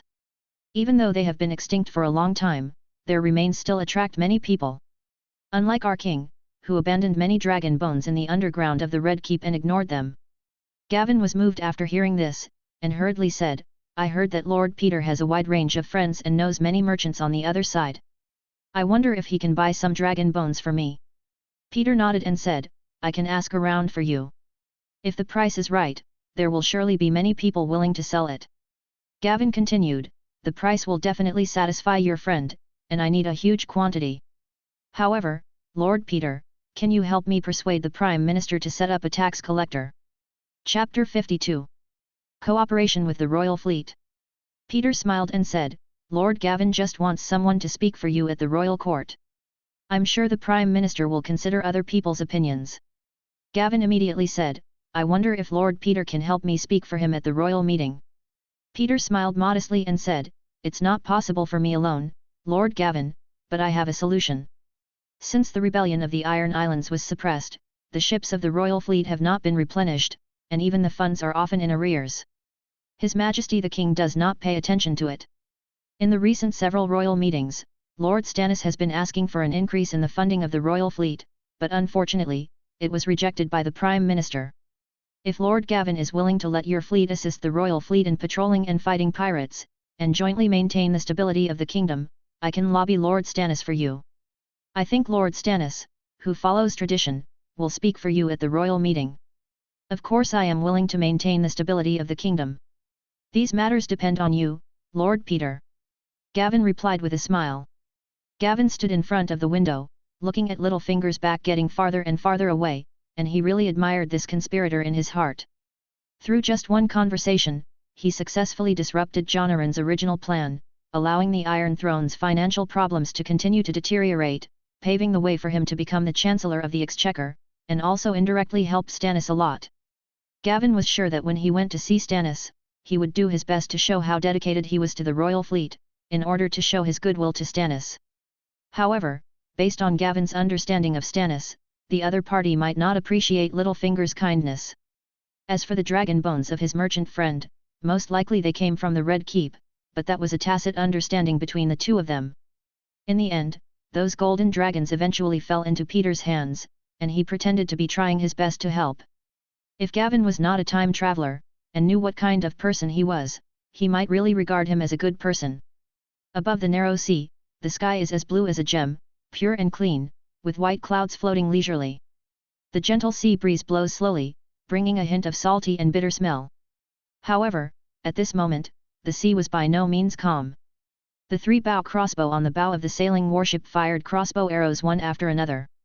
The powerful kinetic energy carried by the special arrows caused the wooden boards at the stern of the enemy ship to crack instantly, and the debris scattered like snowflakes. For a time, wood chips flew all over the sky. The 3 warships chased the 2 pirate ships relentlessly. Finally, a 3-bow crossbow luckily broke the mast of the pirate longship, and the broken mast fell down with the tattered sails, splashing huge water on the sea. The pirates were panicked, and curses and shouts were intertwined. The sailing ship that successfully broke the enemy's mast did not slow down at all. It hoisted the flaming flag and aggressively passed the pirate ship that could no longer escape, and chased after another fleeing pirate ship. The pirates, who were ready for a boarding battle, watched the sailing ship speeding past them and going away. Their tense nerves had just been relaxed when they suddenly felt a violent shaking. A warship flying the flag of the Crowned Stag came ramming fiercely into the stern of their ship. Its huge ramming horn mercilessly tore through the hull that had already been badly damaged by crossbow arrows, and the ship was almost disintegrated. A large amount of seawater poured in from the broken cracks. The pirate ship began to tilt gradually, and some pirates jumped off the ship in panic, but were shot by countless arrows like locusts, and finally died in the cold sea water. As the warship flying the Crown and Stag flag slowly retreated, the already tattered pirate longship began to sink and finally slowly sank into the sea, leaving only circles of gradually dissipating whirlpools and broken wooden boards on the sea. On the other side, the sailing warship that caught up with the pirate ship successfully approached. At the moment of boarding, a burst of crossbow arrows was fired, and the opponent's deck was instantly cleared. The soldiers jumped onto the enemy ship like a tiger descending from a mountain, and started a fierce close combat with the pirates who had just survived. The flashes of swords and the shouts of killing were deafening. As more and more soldiers joined the battle, the pirates could not resist after all, and surrendered one after another. The pirate ship was successfully captured. The sea gradually calmed down, and Hassan boarded the ship of the royal fleet flying the Crown and Stag flag in a small boat. Hassan boarded the ship nimbly, the sea breeze brushed across his weathered face and ruffled his messy curly hair. He looked up and saw the onion knight Davos Seaworth waiting there. Davos crossed his arms, a teasing smile on his face. His eyes fell on the pirate ship that Hassan had towed back, and said, "It seems that Commander Hassan has made an unexpected haul this time." Hassan's face was filled with excitement, and he responded loudly, "It's all thanks to your judgment. The pirates really took this route. Otherwise, we would never have caught them." Davos smiled bitterly, shook his head and said, "It's nothing to judge. It's just that I used to do smuggling business and often took this route. If the other party wants to escape the search, there is no other choice." Hassan smiled and patted Davos on the shoulder, comforting him, "I was just a hired captain making a living on the narrow sea before. I never thought that I would become the commander of a fleet. In fact, I don't know how to command a naval battle. But I do have some experience in sailing. You see, my ship is always faster than yours." After hearing this, Davos and Hassan smiled at each other. Then, Davos invited enthusiastically, "There are a few bottles of summer red in my room, would you like to try some? I've wanted to try it for a long time, but you usually don't want to take it out." Hassan said enthusiastically after hearing this. Then the two of them entered the captain's room together. The layout of the room was simple and practical. A slightly yellowed nautical chart was spread out on the wooden table, and a compass, telescope, and other navigation instruments were neatly placed next to it. Davos walked to the table, bent down and took out a bottle of summer red from under the table, and skillfully poured a glass for Hassan. The red liquid rippled slightly in the glass, exuding an enticing aroma. Hassan took the glass, took a sip, then sat down in a comfortable chair with a thoughtful look in his eyes. Hassan was the first to break the silence and said, "Davos, should we continue to intercept the smuggling ships and pirates here, or should we return? There have been fewer and fewer pirate ships coming and going during this period." Davos frowned, folded his hands across his chest and said slowly, "Hassan, I'm thinking about resting here for 2 days before returning. We've gained a lot this time, and our supplies are running low. Chapter 53. Hassan returns. Hassan nodded slightly in agreement. After a moment's silence, he suddenly said to Davos, "Can you hand over the pirates you captured earlier to me? Anyway, if you take them back, you will only be hanged by Lord Stannis." After hearing this, Davos thought for a moment and said, "You can take some back, and I need to give the rest to Lord Stannis." The name of the cruel Gavin has long spread across the strait, but compared to Lord Stannis, those pirates are lucky to be in Lord Gavin's hands. Hassan quickly joked, "Lord Gavin doesn't like the title these pirates gave him. I saw with my own eyes the process of him reorganizing those pirates. Those pirates were wild and difficult to tame, and they even rioted and ran away. If Lord Gavin didn't use some means, it would be difficult to control them." Davos nodded slightly and said, "Lord Stannis does appreciate Lord Gavin's work in opening up the stepstones, but he still has some complaints about the reorganization of the pirates. Lord Stannis believes that he should be hanged according to the law." Hassan took a sip of wine and responded, "This is in line with Lord Stannis's way of doing things. We have no choice but to recruit pirates. We only have a small number of people to recruit, and we need to train them after they get on board. After all, these pirates are skilled sailors and can be used right away." The two of them chatted back and forth, talking about the situation at sea, their respective experiences, and their future plans. Time passed unknowingly, and the sky outside the window gradually darkened. "We have been chatting for a long time and it is already night," Davos said while looking out the window. Hassan stood up and stretched. "Yes, time flies. I have enjoyed talking with you today, but I should go back to my ship." Davos also stood up and said, "We'll meet again another day. Be careful on your journey." Hassan smiled and nodded, then turned and walked out of the captain's room and disappeared into the night. Hassan came this time because of Peter's visit more than half a year ago. Not long after Peter left the Stepstones and returned to King's Landing, Gavin received news from Peter. With his extraordinary eloquence, Peter successfully persuaded the usually stubborn Stannis to speak up for Gavin at the royal meeting.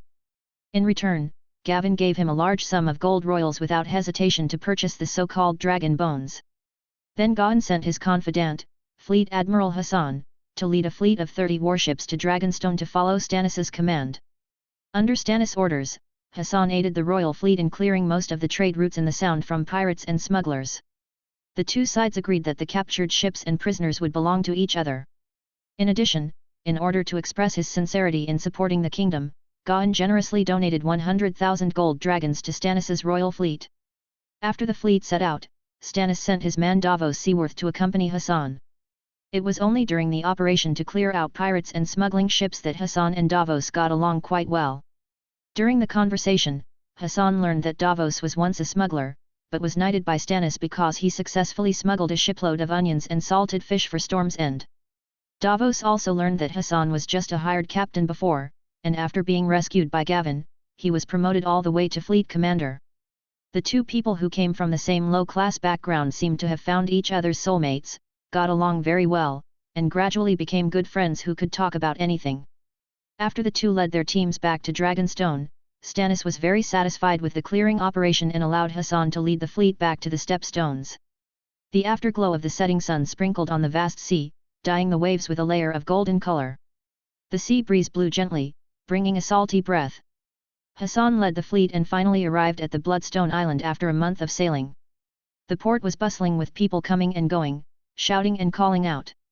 Workers were busy loading and unloading cargo, and the masts of the ships looked like a forest of spears. When Hassan's fleet appeared in people's sight, the entire port was instantly in a frenzy. The ship approached the shore, the sailors skillfully tied the ropes, and the prisoners were driven off the ship. They looked exhausted and huddled together in a mess. The soldiers in charge of the handover shouted loudly and tried to maintain order. Hassan stood at the bow, his eyes scanning the chaotic scene with a slightly frowned brow. After the ship and the prisoners were initially arranged, he hurriedly jumped off the boat and rushed towards the city lord's mansion. Along the way, the streets were filled with the smell of seawater and fish, and the hawkers' cries were heard one after another. Hassan didn't care about these. He only wanted to report the results of the battle to Lord Gavin as soon as possible. After rushing to the city lord's mansion and seeing Gavin, Hassan bowed and said, "Lord Gavin, this cooperation with Stannis is temporarily over. Lord Stannis asked me to thank you on his behalf." As he said that, Hassan handed over a letter from Stannis. Gavin took the letter, opened it and quickly read it, then looked up and asked, "You went to Dragonstone. What do you think of the current strength of the royal fleet?" Hassan thought for a moment and replied, "Although the royal fleet claims to have more than 100 ships, I see that at least 30 of them are seriously aging and have not been maintained for a long time. In addition, there are insufficient personnel, and less than half of the ships can be operated. Many of the ships are captured iron-borne longships. There are not many real sailing warships." Then, Hassan took the initiative to say, "Sir, in this naval battle, I also found that the captains in the fleet are not very good." Gavin said helplessly, "That can't be helped. Most of the original pirate captains have been dealt with by me. The remaining ones are low-level sailors. It is inevitable that some of them are unqualified when they are promoted temporarily." Then, Gavin said to Hassan, "I plan to open a naval school to train captains, first mates, bosuns and other personnel in turn. What do you think of this idea?" Hassan responded, "My lord, this is a good idea. When I was young, I served as a sailor in the Purple Fleet of Bravus for 2 years.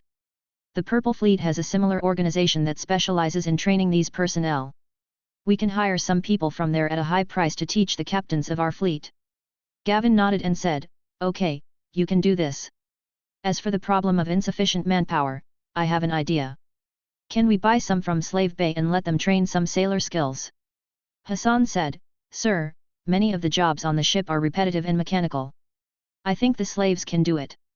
Chapter 54. Goodbye Edmund. Gavin said, "Then send a ship to Astapor to find out, talk to the slave owners and see the situation. If possible, we will buy a batch of such slaves." Gavin continued, "I have an idea to gradually replace most of the pirate longships in the fleet with more powerful sailing warships."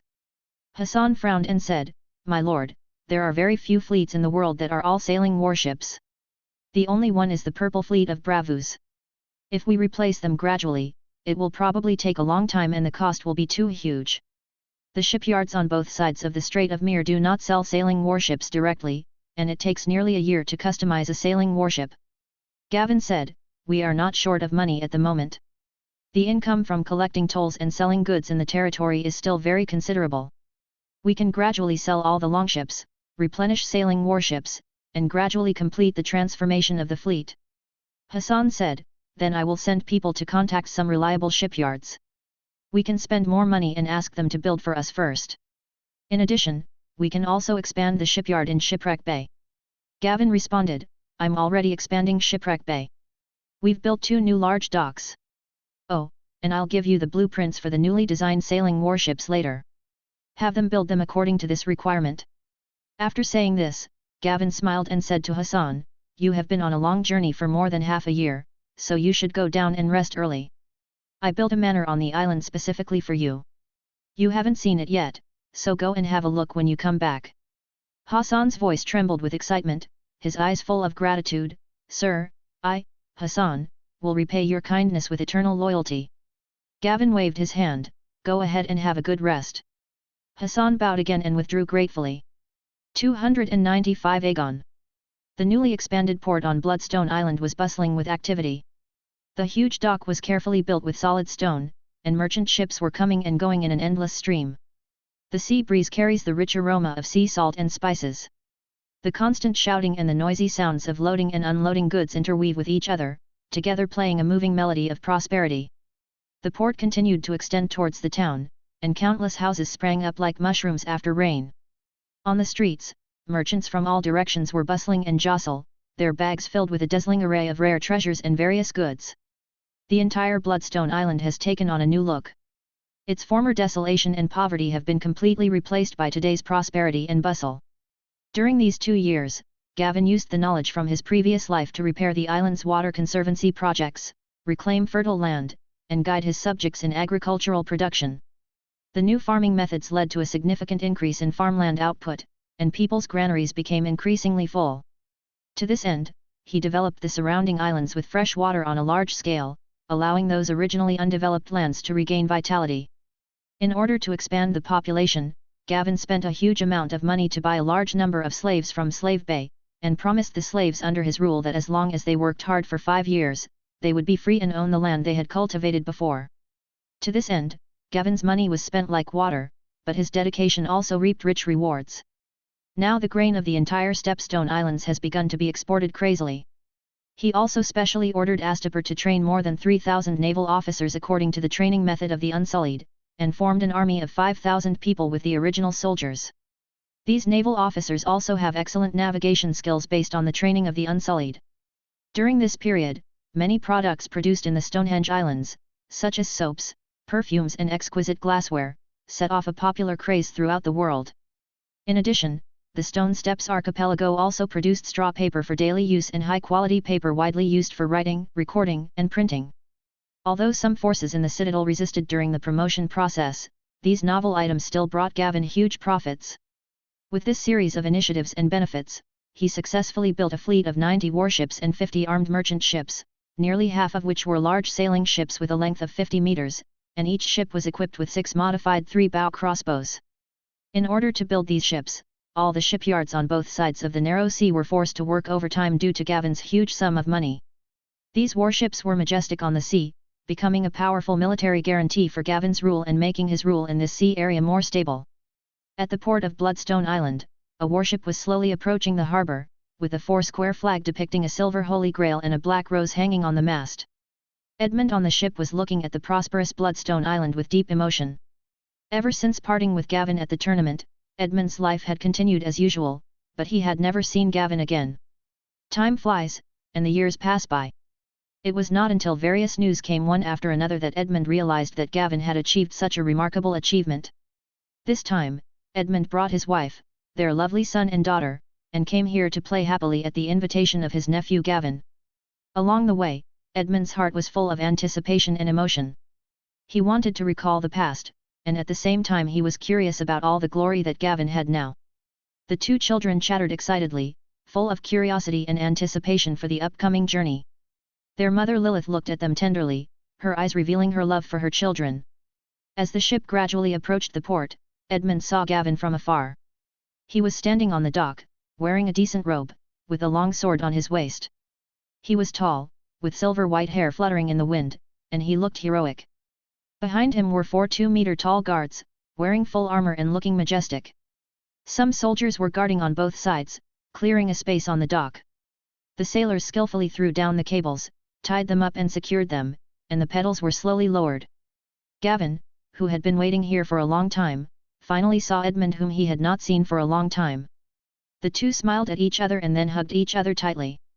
Gavin said excitedly, "Uncle, long time no see. Has everything been going well for you these years?" Edmund smiled and replied, "All is well, all is well. It's you, Gavin, who has made such a great progress now. Uncle is really happy for you." Gavin quickly said, "Uncle, this is all coincidence." Then, Gavin looked at Edmund's wife Lilith Tyrell, bowed and said, "Madam Lilith, I haven't seen you for many years, and you are still so beautiful." Chapter 55, Lady Lilith's Advice. It's been many years. I remember you were only 14 years old when you left the Three Towers Castle. Now you are really handsome and have become a handsome young man.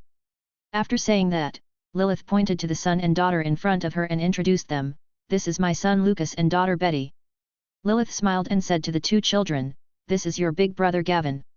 The two children obediently shouted in unison, "Brother Gavin." Gavin smiled and said to the children, "Lucas, Betty, I brought gifts for you." As he spoke, he took the gifts that had been prepared in advance from the servant beside him. She handed Lucas an exquisite silver dagger with a hilt inlaid with gems, and gave Betty a pearl necklace that exuded a soft luster. The two children happily accepted the gifts and said in unison, "Thank you, Brother Gavin." Gavin smiled and touched their heads. Gavin held a grand banquet on Bloodstone Island in the name of welcoming his uncle Edmund's family. The governors and officials of the Stepstones, the captains and commanders of the naval fleet all arrived, and the scene was very lively. Gavin also specially invited a very famous drama troupe from Essos to perform, making the banquet extremely lively. At this time, several governors on the island were enthusiastically discussing the industrial development of their respective islands. Gavin heard their discussion, turned his eyes to Edmund, and asked with a smile, "Uncle, how is the sales of paper now?" Edmund said, "Hey, ever since you sold the paper to me, the profits have been quite good, even far exceeding the tax revenue of the territory. In the early stage of promotion, the academy was very resistant and suppressed the promotion of paper many times, but fortunately, the situation is slowly opening up now. I have now promoted the paper to the Hegian area, but the supply is a bit behind at the moment. Gavin frowned slightly, thought for a moment and said, the special status of the City of Learning relies on its monopoly on knowledge. They are worried that knowledge will circulate more easily, so suppressing paper is inevitable. However, given the convenience of paper, you don't have to worry about them. You don't have to worry about the production problem. I have already solved it. The new factory will be put into use next month. Edmund nodded and said, well, I feel relieved. Oh, and there is one more thing. There is news about the person you asked me to find out about, Coben. I heard that he is currently in the Riverlands with a group of bandit mercenaries, who seem to be called the Warriors. Gavin's eyes lit up and he said, Uncle, when you return to Westeros, please bring him a letter for me. Edmund asked curiously, I heard that this Coben was expelled from the Citadel because he did some extremely evil research. What's so special about him that you care so much about him? Gavin replied, Uncle, I studied with this Coben when I was in the Citadel. He is extremely knowledgeable, covering medicine, ravens, agriculture, and intelligence. I have dealt with him before and know his abilities. Due to the paper business, I have never had a bachelor here, and I don't even raise ravens. I want him to come to the Stone Steps Islands to help me and train some talents. Edmund smiled and said, okay, I'll help you with that when we get back. But you'd better check him out. After all, he's been with this group of bandit mercenaries for so long, it's inevitable that he's picked up some bad habits. At this time, the troop's wonderful performance reached its climax, everyone's attention was attracted, cheers rang out one after another, and the atmosphere of the banquet became more lively. At this time, Lady Lilith handed Gavin a letter and said, this is the letter that Marjorie asked me to pass on to you. She hopes that you can attend her 16-year-old name day next year. Gavin responded with a smile, the situation in the Stone Islands has gradually stabilized now, and I miss the River Bay very much. I will definitely go back to have a look and attend Miss Marjorie's name day. At this time, Lilith said again, Gavin, now that you have grown up and control such a vast territory, have you ever thought about what kind of wife you want to marry? After hearing this, Gavin began to think in his heart. Gavin had considered this before. The most ideal choice for the future would undoubtedly be Daenerys Targaryen. By marrying her, he would have the right to claim the entire Westeros, which would greatly satisfy his ambition. Moreover, the other party's dragons were also an important help. If he didn't marry her, he would become her opponent. Then Gavin thought of Marjorie again, and he had to admit that whether it was when he was watching the play in his previous life or when he met her at the tournament, her gentle beauty made Gavin feel good about her, especially because her political wisdom could greatly consolidate his rule. Gavin suppressed his chaotic thoughts and replied, I haven't thought about it yet. Lilith continued, do you need me to recommend a few to you? If you hadn't lived far away in the Strait of the Sea for a long time, if you had achieved such success in the River Bay, those families that wanted to marry you would have been fighting for it. Lilith paused for a moment and continued, Gavin, an heir is a very important matter for a territory, especially for a newly developed territory like yours, which lacks time to settle down. Having an heir can calm people's hearts. The family you are marrying into should seriously consider it. If you choose the right one, it will be of great help to you. Although you are still young, you have to think about these things as soon as possible. Gavin, lying in bed at night, was still thinking about what Madame Lilith said. What the other party said made sense. His goal was far more than just a narrow sea and the Stone Steps Islands. Should he take action now before Daenerys becomes the mother of dragons? In this way, he can obtain the right to claim the throne and avoid the appearance of the future mother of dragons. He was deeply impressed by the mother of dragons' paranoia when he watched the show in his previous life. As for Little Rose, it was not something he could consider at the moment. He could only take it one step at a time. Finally, with the complicated thoughts in his mind, Gavin gradually fell asleep. The next day, Gavin, who had just got up and was washing up, received a hurried report from the guard saying that Boris wanted to see him. Without thinking, Gavin immediately asked someone to invite him into the study. After Boris came in, he bowed deeply and respectfully, then said earnestly, Sir, I am a newly graduated manager. Bloodstone Island hopes to assign more of them. Recently, many new factories have been put into use. I am seriously short of manpower here. Can you leave 10 for me? Gavin rested his chin on his hand, thought for a while, and responded, "We can discuss this matter." After completely controlling the stepstones, Gavin appointed the capable Boris as the governor of Bloodstone Island and the extremely loyal Hassan as the fleet commander. He also arranged for several other capable people to serve as governors of other islands to ensure the stability and development of his sphere of influence. However, as the situation progressed, Gavin obviously felt that there were not enough capable people. So he started to train talents himself, selecting people with a certain foundation to study in the school he opened, and after meeting certain conditions, they could serve as grassroots officials.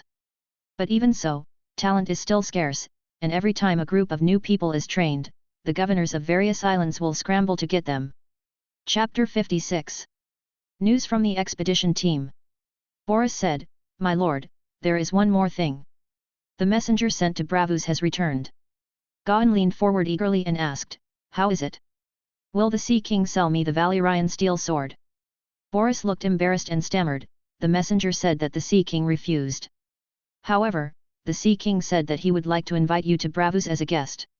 If you like, you can visit the Sea King's treasure house there, but the items in the treasure house are not for sale." After hearing this, Gavin frowned, his eyes revealing a hint of displeasure and disappointment. He slowly leaned back in his chair, crossed his arms over his chest, and said after a moment of silence, "The Sea King of Bravus is really stubborn." Boris lowered his head and dared not breathe. Gavin gritted his teeth and continued, "Forget it, let's ignore him for now, Boris. Regarding the allocation of personnel, I will weigh the conditions of each island and try my best to meet your needs, but you also have to find a way to improve efficiency and can't just rely on increasing manpower." Boris nodded quickly and said, "Thank you, sir. I will do my best." Gavin waved his hand, motioning Boris to step down first. After Boris saluted again, he turned and left the study. Gavin sat in a chair, lost in thought, thinking, the reason why the Sea King doesn't sell it now is just because his strength is not strong enough. If one day his fleet becomes so strong that the Sea King is afraid of it, I don't believe he will dare not sell it. Thinking of this, Gavin became more determined to explore Valyria. Compared with the fleet, the dragon eggs were more attractive.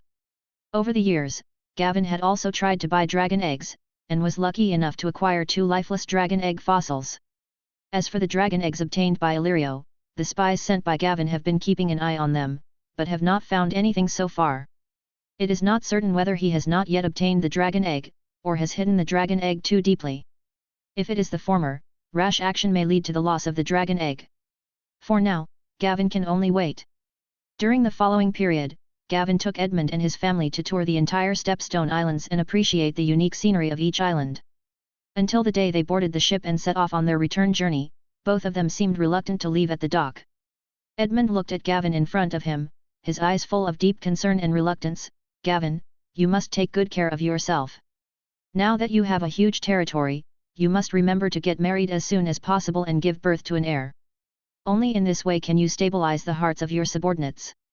Gavin nodded heavily and said firmly, "Uncle, don't worry, I have a plan in mind."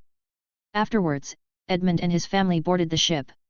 When the ship slowly sailed away from the dock and gradually went away, Gavin still stood there, staring at the direction where the ship was going for a long time. The sea breeze gently brushed his face, and his thoughts drifted away with it. A month later, Hassan hurried to Gavin's study, and Gavin finally received the news he had been waiting for. Hassan reported, "Sir, the expedition teams we hired earlier have returned." Gavin looked stern and asked anxiously, "What's the situation?"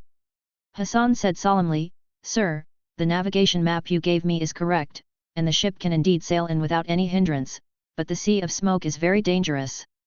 After the ship entered the ruins of Valyria, the people on board began to fall ill for no reason. Their skin first became red, swollen and itchy, then ulcerated and oozing pus and blood.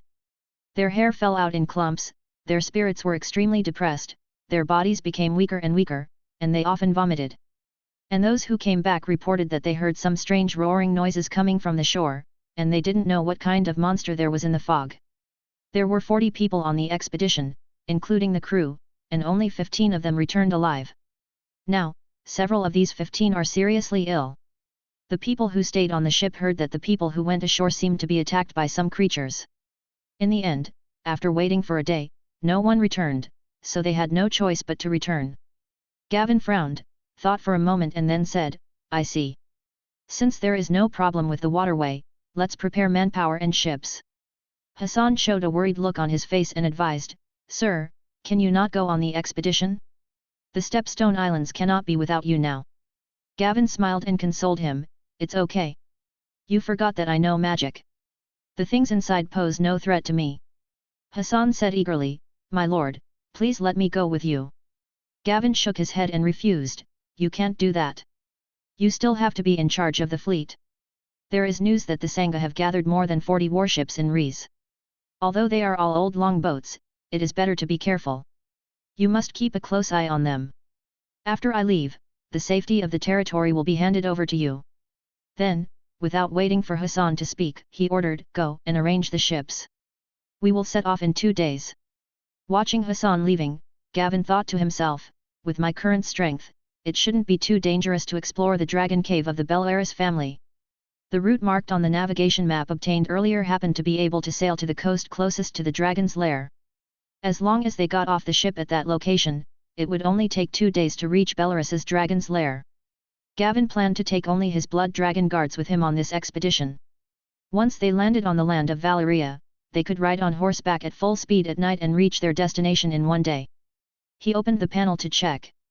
Host, Gavin Belaris age, 17 bloodline blood and fire dragonborn, 63% developed bloodline of the Dragon King, ability to control dragons and flames, resistance to fire. Domination.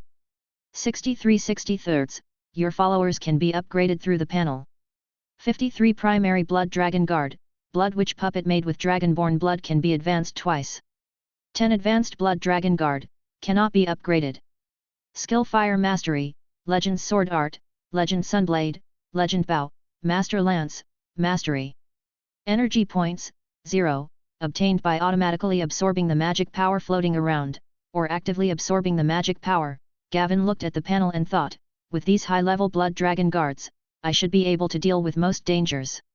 In the past 2 years, Gavin has obtained a lot of dragon bones through Litlefinger Peter, and his strength has been greatly enhanced. As his bloodline developed over 60%, some of his skills were unlocked to the legendary level, and the corresponding flame manipulation was upgraded to flame control. When his bloodline development reached 60%, he also gained the ability of flame resistance, which made him extremely immune to high temperatures and magic flames. Gavin now can easily defeat hundreds of people with just a sword, and his strength doubles after using the flame blade. Chapter 57, Sea of Smoke. 2 days later, 5 warships led by Belaris headed towards the Valerian Peninsula. The summer sea is sparkling, the warm sea breeze gently caresses the sails, the sea water presents a deep blue, as if blending with the sky, and the white clouds are reflected on the sea, like a dream.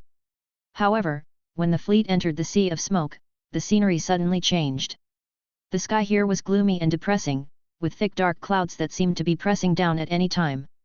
The sea was filled with strange fog, making the vision blurry. The Sea of Smoke is a mysterious and dangerous sea.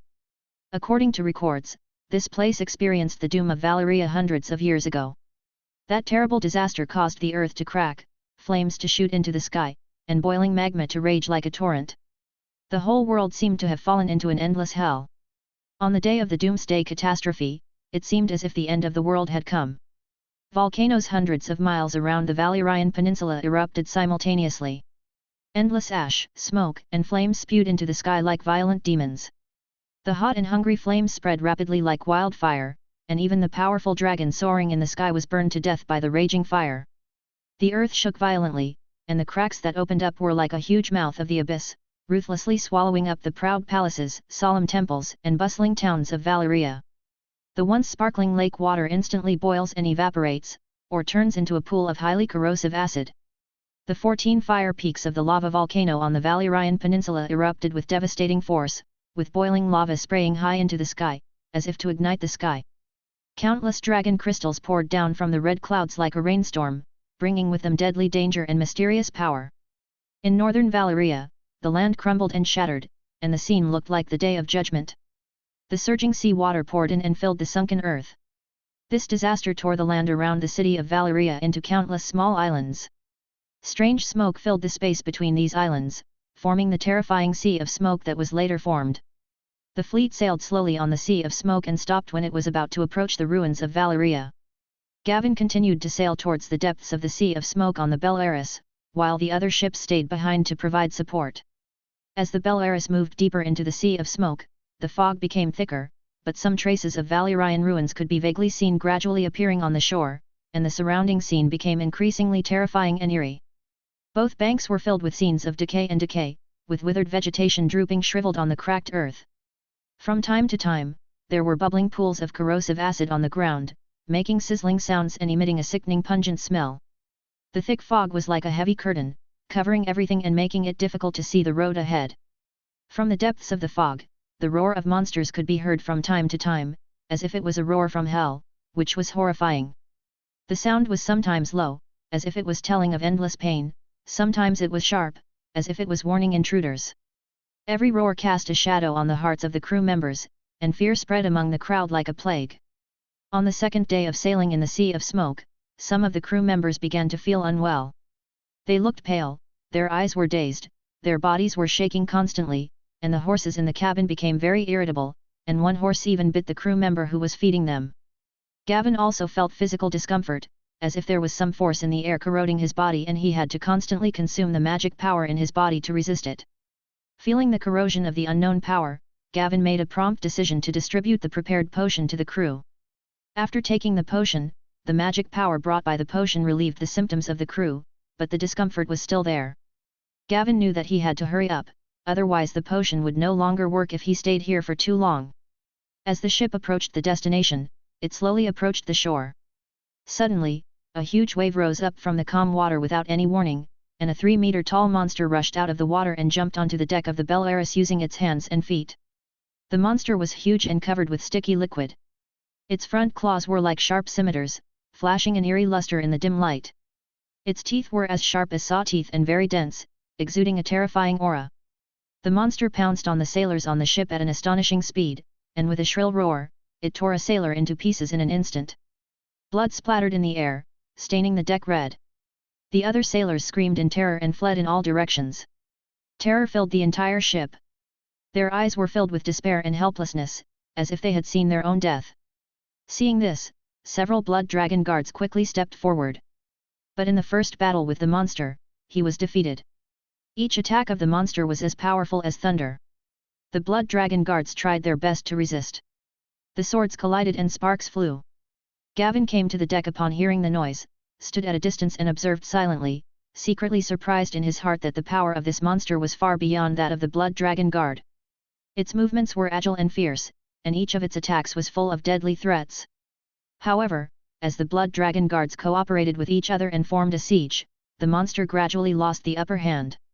After a fierce battle, the blood dragon guards successfully chopped the monster into pieces and killed it completely. Gavin approached the monster's body and looked at it carefully. Its front claws are sharp and extremely long, able to tear armor apart easily, and its hind claws are thick and powerful, allowing it to even stand while attacking. It had no skin, and its flesh was exposed, as if it had been corroded by strong acid, presenting a disgusting color. Its twisted face and hideous and dense fangs made people shudder. Gavin guessed in his heart that the previous expedition team might have been attacked by something like this. It seemed that the danger did not only come from the ruins on land, but there were also dangers in the sea. During the rest of the voyage, Gavin did not encounter any monsters, but everyone on the ship was still nervous and frightened. Finally, on the third day of the voyage, the Bel Aris arrived at its destination, but its draft was too deep to get too close to the shore. Gavin did not hesitate at all. Except for leaving a few blood dragon guards in the cabin, he took the rest of the blood dragon guards and the horses he could still control, boarded the boat, and rowed towards the shore. On the boat, Gavin looked at the surrounding environment, his vigilance not diminished in the slightest. The atmosphere in the ruins of Valeria was extremely depressing, as if even the air had become heavy. The trees on the shore were twisted and deformed, as if struggling in pain. The decayed building was crumbling, as if it would collapse at any moment. Chapter 58. Dangerous Journey. There were some unknown objects floating on the water, sometimes rising and falling with the waves. Occasionally, you could see some incomplete bones, which reminded people of the tragedy that had happened here. Gavin knew that there were countless dangers hidden in this ruin, and he had to be extremely careful. The sound of rowing the boat was particularly clear in the silence. Every time the oars hit the water, it seemed to break an invisible barrier. Gavin stood at the bow, carefully observing his surroundings. The blood dragon guards behind him were also on guard against the water, ready to meet the upcoming unknown challenge. As the boat gradually approached the shore, Gavin could feel an evil breath coming towards him, and the corrosive energy became stronger. The land on the shore exuded a foul smell, and the stones under their feet seemed full of malice. When they stepped onto the shore, the ground under their feet seemed to tremble slightly, as if resisting their arrival. After successfully landing, the blood dragon guards immediately guarded the surroundings. 5 small boats could not transport all the horses and blood dragon guards at once. Therefore, Gavin had to rely on those small boats to transport them repeatedly.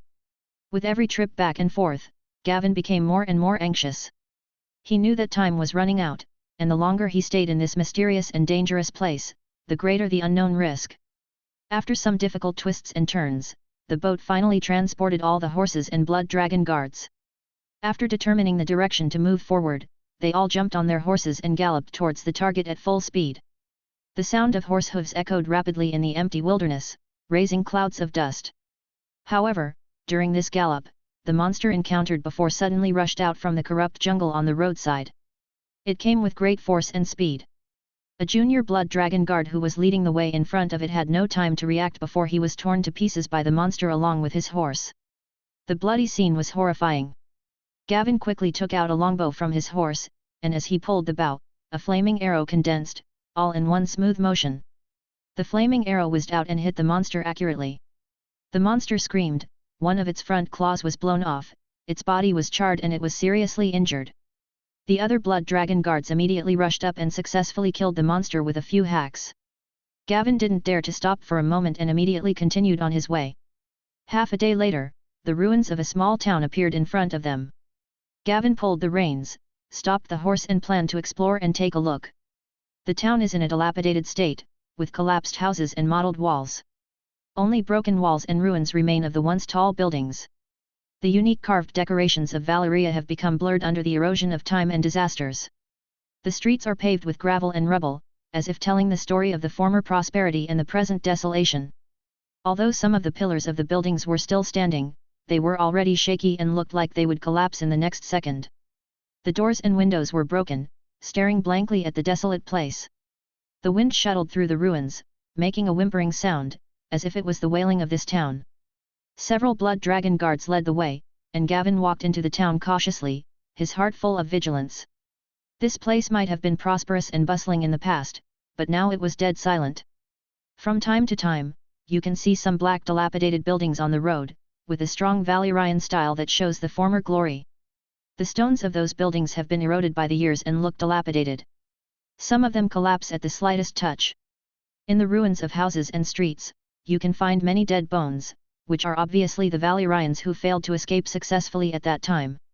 At this moment, the monster suddenly rushed out of a room, and it attacked a blood dragon guard who was very close to it at lightning speed.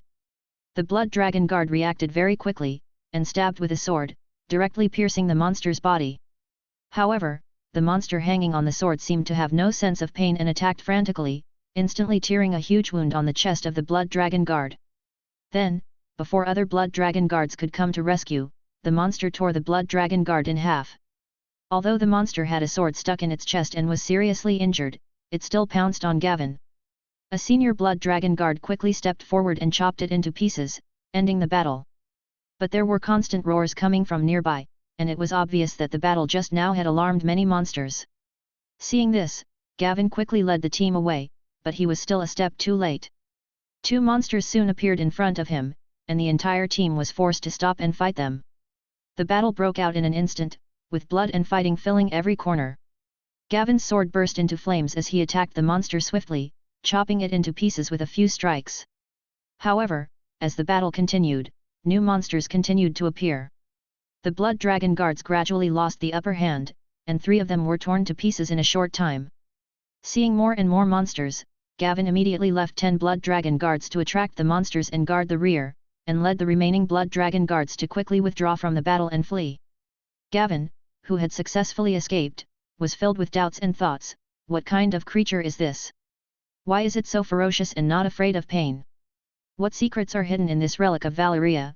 He looked at the ruins around him, and gradually a trace of fear of the unknown emerged in his heart. But Gavin knew clearly that he must not retreat at this moment, and must hurry up and continue to move forward into the depths of the ruins. Gavin hurried on his way without stopping. Even if he occasionally encountered some ruins, he did not go in to explore. However, there were still constant attacks along the way. Similar monsters kept rushing in madly and attacking Gavin and his party.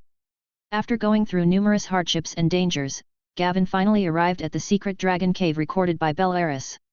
At this point, a total of 30 blood dragon guards had been lost along the way. Fortunately, the remaining few senior blood dragon guards were not harmed. Gavin looked at the ruins in front of him, a magnificent black temple built at the bottom of the volcano. It was closely connected to the mountain, as if it had grown naturally from the rocks of the volcano. The building is extremely large, with towering stone pillars stubbornly supporting the heavy dome. Although part of it has collapsed, one can still feel its former grandeur. The exterior walls of the building are covered with traces of erosion over the years. The black rock surface is weathered into pits and holes, and strange mosses and vines grow in some places. The two huge stone doors at the entrance have been broken and half hidden on the ground, as if telling the sad story of the past glory and present desolation. According to the ancestors' diary, this building was a temple carefully built by the Valyrians to worship the gods they believed in. The Belleris family secretly built a passage connecting to the interior of the volcano underground behind the temple, and cleverly used the huge empty space inside the volcano to carefully build the entire dragon's lair. Chapter 59, Belleris's Dragon's Lair. Leaving some blood dragon guards to look after the horses, Gavin led the other blood dragon guards into the huge building. The interior was also severely damaged, with stones scattered all over the ground, and occasionally broken huge iron chains and damaged weapons could be seen. But the overall shape was still intact, and the previous layout and structure could be vaguely distinguished. As he walked and explored slowly inside, Gavin saw some remaining murals. Although the colors of the murals had faded for the most part, the general content could still be seen. It depicts some extremely fierce dragon fighting scenes, with giant dragons tumbling in the air, spewing flames, and the battle is thrilling. Through these remaining murals, Gavin could tell that this was a fight between Belleris and other dragons. Obviously, this painting recorded how the Belleris family gained absolute power in the internal struggles of Valeria. Gavin continued to walk inside until he was blocked by the collapsed ruins in front of him. Countless stones piled together, tightly blocking the road. Gavin thought about it for a while and determined a general direction based on the records. The blood dragon guards immediately stepped forward and dug hard. Finally, after clearing a portion of the rubble, a passage that had not yet completely collapsed was revealed. Gavin and his party walked in without hesitation, but the passage was soon blocked again. With no other options, they could only start digging in the approximate direction. In this way, they dug all the way and moved forward all the way. There was even a serious collapse that almost occurred along the way, with rubble rolling down and dust flying everywhere. Finally, Gavin found the stone door with the emblem of the Belleris family painted on it behind the base of the statue, which was the same pattern as the one on Gavin's dragon bone pendant. Under the tremendous force of the blood dragon guard, the stone door was slowly pushed open, and a spiral staircase built on the stone wall appeared in front of Gavin. Gavin walked down the stairs, which looked like a winding giant python. The light of the torch illuminated the cave, and the light and shadows intertwined. The unevenness of the stone wall made the shadows change unpredictably, as if performing a mysterious dance. Gavin walked carefully, with each step accompanied by light footsteps and panting. As they continued to go down, the light gradually increased, and when they reached the bottom, there was gradually a little light. Afterwards, Gavin and his companions entered an extremely empty cave. Looking up, they saw a huge volcanic fissure appearing above their heads. Through the crack they could see the gloomy grey sky outside. It was obvious that they had entered the interior of the volcano, and the crater above was also the passage for dragons to enter and exit. Continuing to move deeper, as he went deeper into the dragon's cave, Gavin felt the temperature around him slowly rising, and the unknown corrosive energy gradually weakened. After walking along a road that meandered downward, he came to the bottom. The temperature here is extremely high, and the heat is overwhelming, but at this moment Gavin finds that the unknown energy that had been corroding him before has completely disappeared. According to the diary, this is the bottom of the volcano. There is magma further ahead, and that is where the treasure house set up by Belleris family is located. Finally, after passing through a huge cave, Gavin arrived at the lava lake, where a lake formed by lava was boiling, rolling with hot waves, and making a gurgling sound. There were many huge caves around the lava lake, which were bottomless. In the center of the magma, a huge dragon skull as big as a sailboat lies across the magma like a towering island. The huge dragon head is raised high, and although it has no breath of life, it still exudes majesty and mystery. There were several huge stone tablets at the entrance of the cave, and Gavin walked towards them. The stone tablets were ancient and simple, and the entire body was carved from an unknown blood-red stone. The High Valyrian words engraved on them seemed to tell the vicissitudes of time. Gavin read them carefully and quickly sorted out the information inside. It contains records of the Bellerus family establishing a dragon lair here, as well as the family's techniques for hatching and training dragons. The strongest dragon in the family, Bellerus, died here.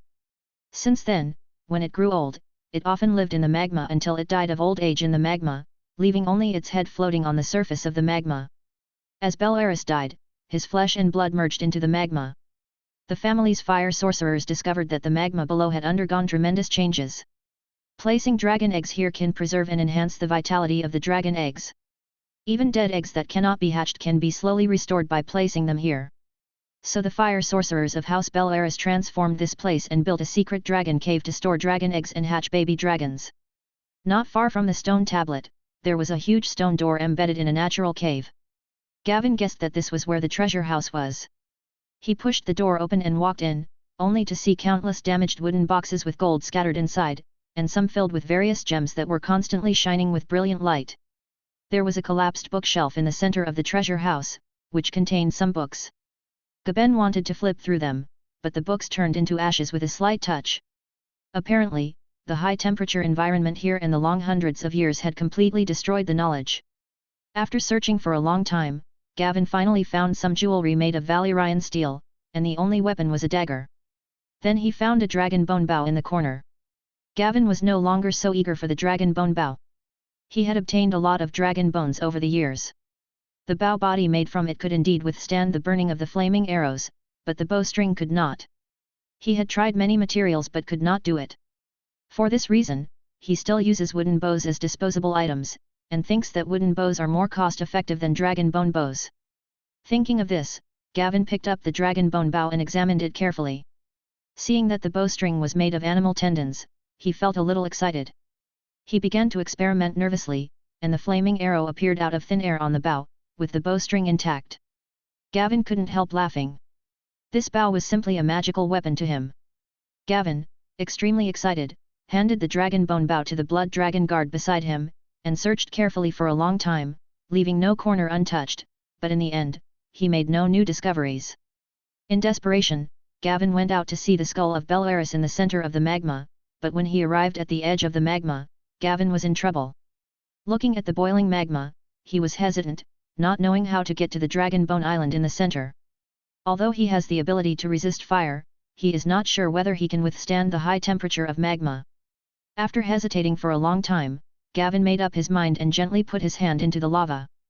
He felt it was quite hot, but he could barely bear it. Chapter 60. Dragon Egg and Golden Dragon.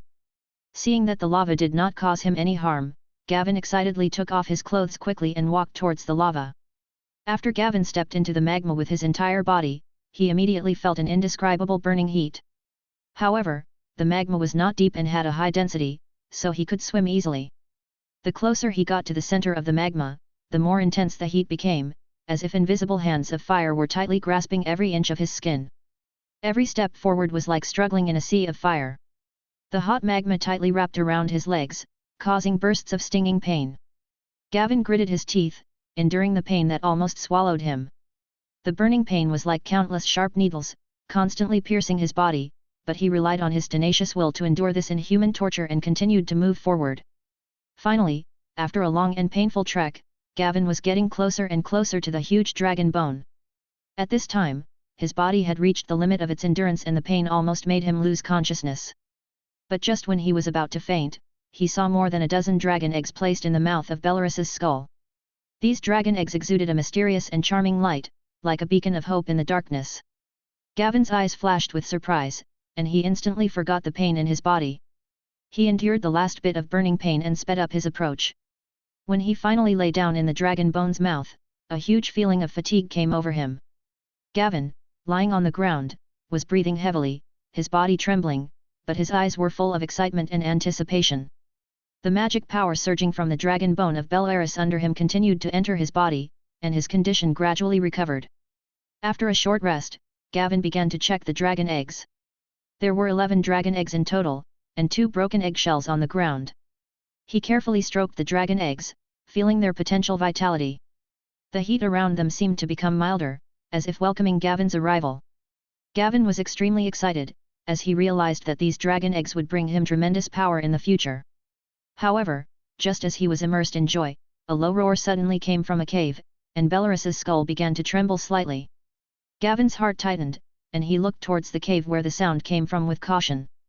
Gavin's heart was beating so hard that it seemed like it was going to jump out of his throat. His eyes were fixed on a pair of vertical pupils that appeared in the cave. Cold sweat slid uncontrollably from his forehead. Nervous Gavin was about to draw his sword, but found himself embarrassed at the moment. At this moment, it would be an understatement to say that he was unarmed. Not only was he naked, he was also isolated and helpless, and far away from the blood dragon guards. The lava lake now became an insurmountable chasm. The vertical pupils in the cave flashed with mysterious and dangerous light, and every flash was like a heavy hammer hitting Gavin's heart. As the huge figure gradually emerged, Gavin finally saw that it was a dragon with golden scales.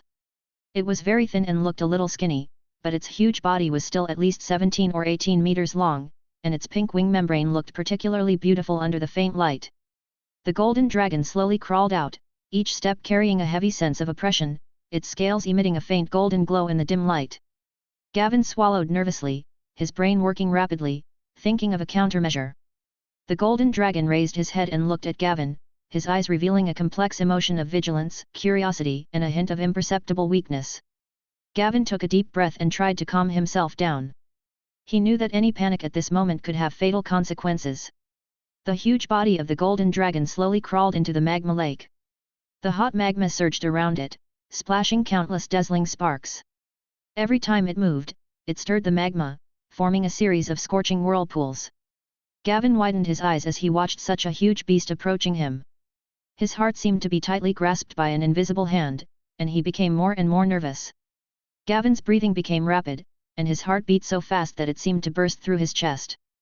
But he knew that he couldn't panic at this moment, and he kept reminding himself in his heart to restrain the tension and fear that surged like a tide. The golden dragon climbed up the dragon bone and approached Gavin. The huge dragon head was like a heavy mountain, slowly approaching Gavin.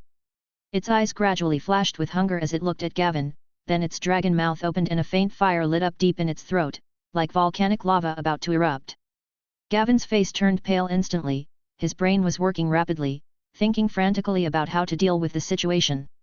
At this critical moment, he suddenly remembered a dragon taming technique recorded on the stone tablet. Without any hesitation, Gavin bit his wrist hard and bright red blood gushed out.